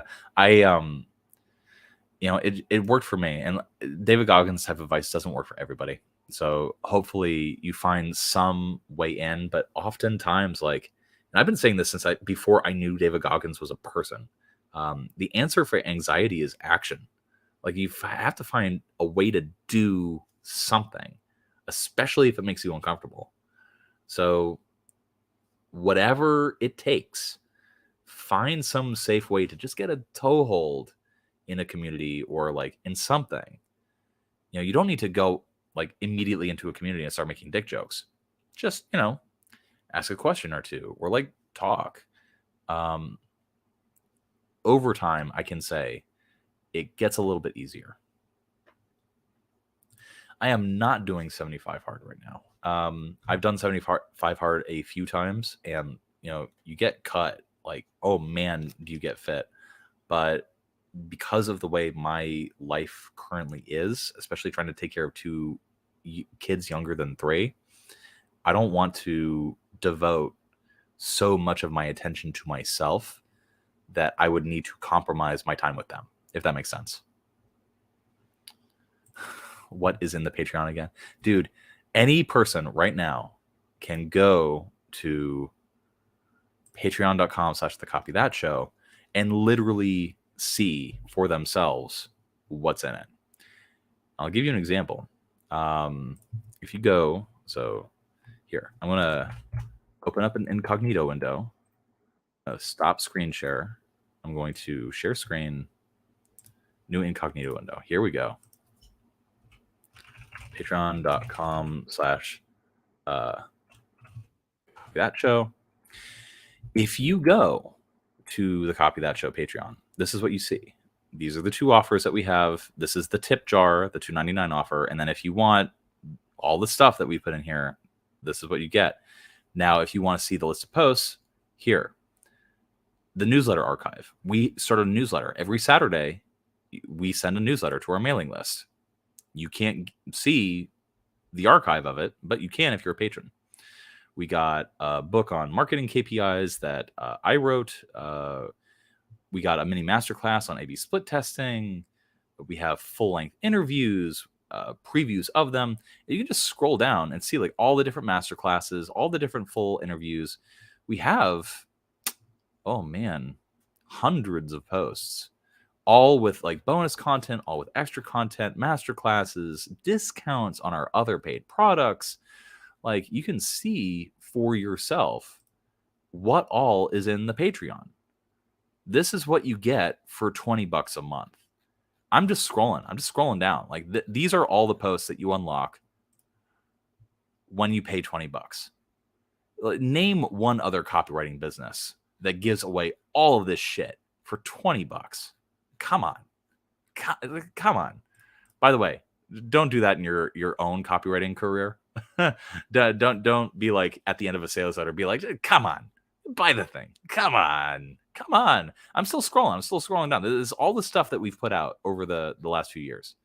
Like Alex's ecom adventure, where he literally like the first 10 episodes were just hours of him, like how he does research, building an ecom store from scratch, like lessons, bonus streams, playlists of exclusive content. Pardon me. Private Q&A sessions we did. Yeah, like I ran a book club. Yeah, we posted those videos of me going through all of Robert Cialdini's influence and me breaking it down chapter by chapter. I'm still scrolling down, by the way. This, again, is what you get for $20. Like, come on. Anyway, that's the Patreon plug. I'm done. Nobody needs to buy it. Nobody needs to be a Patreon supporter if they don't want to, if they can't afford it. I don't want people to spend money they don't have. So that's what you get when you're a Patreon member. Alpha type guys like Andrew and Goggins don't resonate with people because it flips people's worldview on its head, and people don't like how that makes them feel. I don't know about that. Goggins, for example, is not like Andrew Tate. Goggins is not saying anything new. You know what I mean? Goggins is really recapitulating a lot of actually like old Tony Robbins stuff, if you've read his things. And so, Goggins has the benefit of having an incredible personal story of overcoming adversity. And is that something Andrew Tate has? I don't know. I'm not familiar with Andrew Tate. So like, what adversity has he overcome to like achieve the things that he's achieved? I'm not really sure. But Goggins talks specifically about like hurting inside. He's a very vulnerable person. And I don't think anything that he's saying flips people's worldview. I think Goggins is powerful and his stuff is resonating with people because of how inspirational it is and how people can see the old Goggins in themselves. With Andrew Tate, I think the appeal is a little different because what he's doing is giving voice to sort of immature notions that people have about the world. these notions that, there's, only two types of people, alpha and beta. You're either a leader on top of other people or you're a submissive person. These very simplistic binary views of the world. And a lot of people, especially when they're younger, have that. It is a very childlike way of viewing the world. And I think a lot of younger people, until they get to the age of 25, that's a comfortable home for them to park their mind. Well, that's just my opinion. Oh, I love you too. Rando plug for Dr. K's Guide to Mental Health or their channel Healthy Gamer GG. Fantastic resource on anxiety, depression, ADHD, and meditation. Learned about not ordering your number one menu choice there. I did not even know that they talked about that on their channel. I'm not familiar with this channel, but honestly, if people find it helpful, please, go look at their stuff. Go check it out. So hopefully it helps. All right. I think that's enough. That was a Wednesday stream. We talked about a lot. Some friends became enemies. Some enemies became friends. There was like some good character progression. Like, I'm pretty sure like I could have streamed that entire long order form, but I'm not going to. I'm going to be good to my promise of making bonus content for the Patreon because I need to do more of that. I just scrolled through the Patreon. We obviously don't need more bonus content, but I'm going to do it anyway. So I'm off. Thank you, everybody, for tuning in. Go make some money. Use what you've learned today to make more money. And in general, try to have as good and delightful and fulfilled a life as humanly possible. I'll see you soon. Oh, by the way, tomorrow, Thursday, you watching this are probably going to be seeing this like in the past, like sometime in the past. So go back in time to Thursday, July 13th, and find the video that comes out that day. Because actually, you know what? For the few of you that are watching, I want to actually give you a taste, a preview of the video that is going out tomorrow. Do you guys mind if I share that before anybody else gets to see it?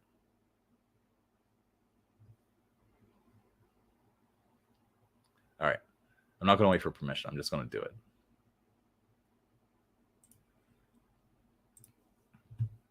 All right. Here we go. So I wrote the intro for this.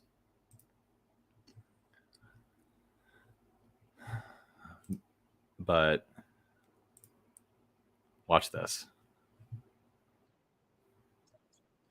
Oh, by the way, can you guys hear this? I want to make sure that everybody hears. Oh, man. Okay. Share system audio, share tab audio. Okay. Morning routines. There we go. Okay. I want to make sure that everybody can hear this. So I am a high earning. Can everybody hear that?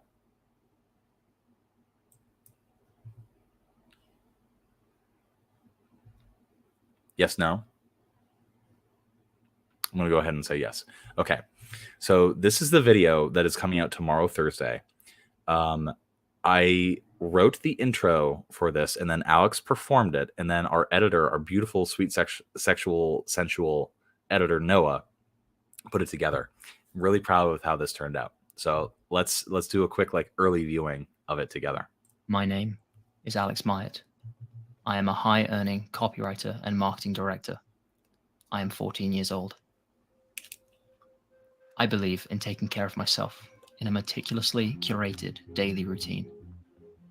On a regular day, I wake up at exactly 4:45 a.m. to the gentle vibrations of my sunrise simulating alarm clock.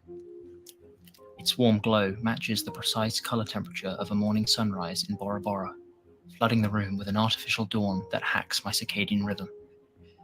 In the silence of the early dawn, I first step into my custom-built NASA-engineered anti-gravity treadmill. It replicates the exact gravitational conditions of Saturn, triggering a unique stress response that boosts bone density and cardiovascular health. I rehydrate by drinking glasses of structured water, energized by a meditative hum at a frequency of 432 Hz. I follow this with a cryotherapy session in my own personal cryo chamber, chilled to minus 220 degrees Fahrenheit. This is followed immediately by full body submersion in a Norwegian imported ice bath, illuminated only by the glow of my medical grade red light therapy unit. This is proven to accelerate cellular healing and, of course, improve my mood. As for my morning diet, I consume a specially curated combination Amazonian superfoods. Acai, what is that? Is that cocoa or is that cow? Cacao. What are all these words? Cacao nibs? Acai, cacao nibs, goji berries, and chia seeds, all blended into a smoothie that costs more than most people's cars. The antioxidant level in my bloodstream is off the charts. I use a Japanese charcoal-infused toothbrush, deliberately brushing each tooth 76 times. I carefully select my outfit from a walk-in wardrobe, organized not by type of color, but by the relative alphaness I associate with each garment. Throughout the day, I will take periodic 30-second breaks to sunbathe my perineum, exposing my butthole to UV light allows me to maximize vitamin D absorption, bolstering gut health, charging my energy levels. I begin my work by staring at a blank, black screen, willing the words to come alive with my mind. When I do begin writing, I keep my monitor off. I type at 230 words per minute. I never edit. I never has any typos. I only need to write for 7 minutes per day, for which I am paid $6,000, plus equity and royalties. In the reflection of my MacBook Pro, I see a well-tuned, highly efficient machine of a man. I experience no fear, joy, or passion. My copywriting routine optimizes me purely for intense, money-making performance. I am Alex Myatt. I am 14 years old. My lifestyle is the only way to get rich as a copywriter. So that's the intro for the video that's coming out tomorrow. I'm very proud of that. But basically, it's all four of us. We sort of talk about like our routines, the way we structure our day, what our typical days look like, writing copy, marketing for each of us, and in general, like how we do what we do, and also advice that we give to people based on what we've learned doing what we do. So I'm really proud of credentials, comedy background. Using Alex's British accent was a good choice. Thank you. Yeah, I appreciate that. I am sometimes funny, so you know I am proud that I did that. Anyway, yeah, so that was a preview of what's coming out tomorrow. There is one change that needs to be made, so hopefully it gets made tonight, but we will see. I think the ending, the volume is a little too low, but hopefully that gets fixed. But anyway, yeah, that was a little treat for all 20 of you that managed to make it this far in this particular video. So yeah, I'm exhausted. I can't even make words anymore. The words are not happening. How do people stream for fucking 10 hours a day? How do they do it? Like, my voice is raw. Like, my brain is mush. Like, I'm pretty sure I've done nothing but embarrass myself this entire time. And so with that, I bid you all adieu. Have a wonderful night. Get rich. Remember, the only way to make it as a copywriter is to sunbathe your butthole. That's what the video said.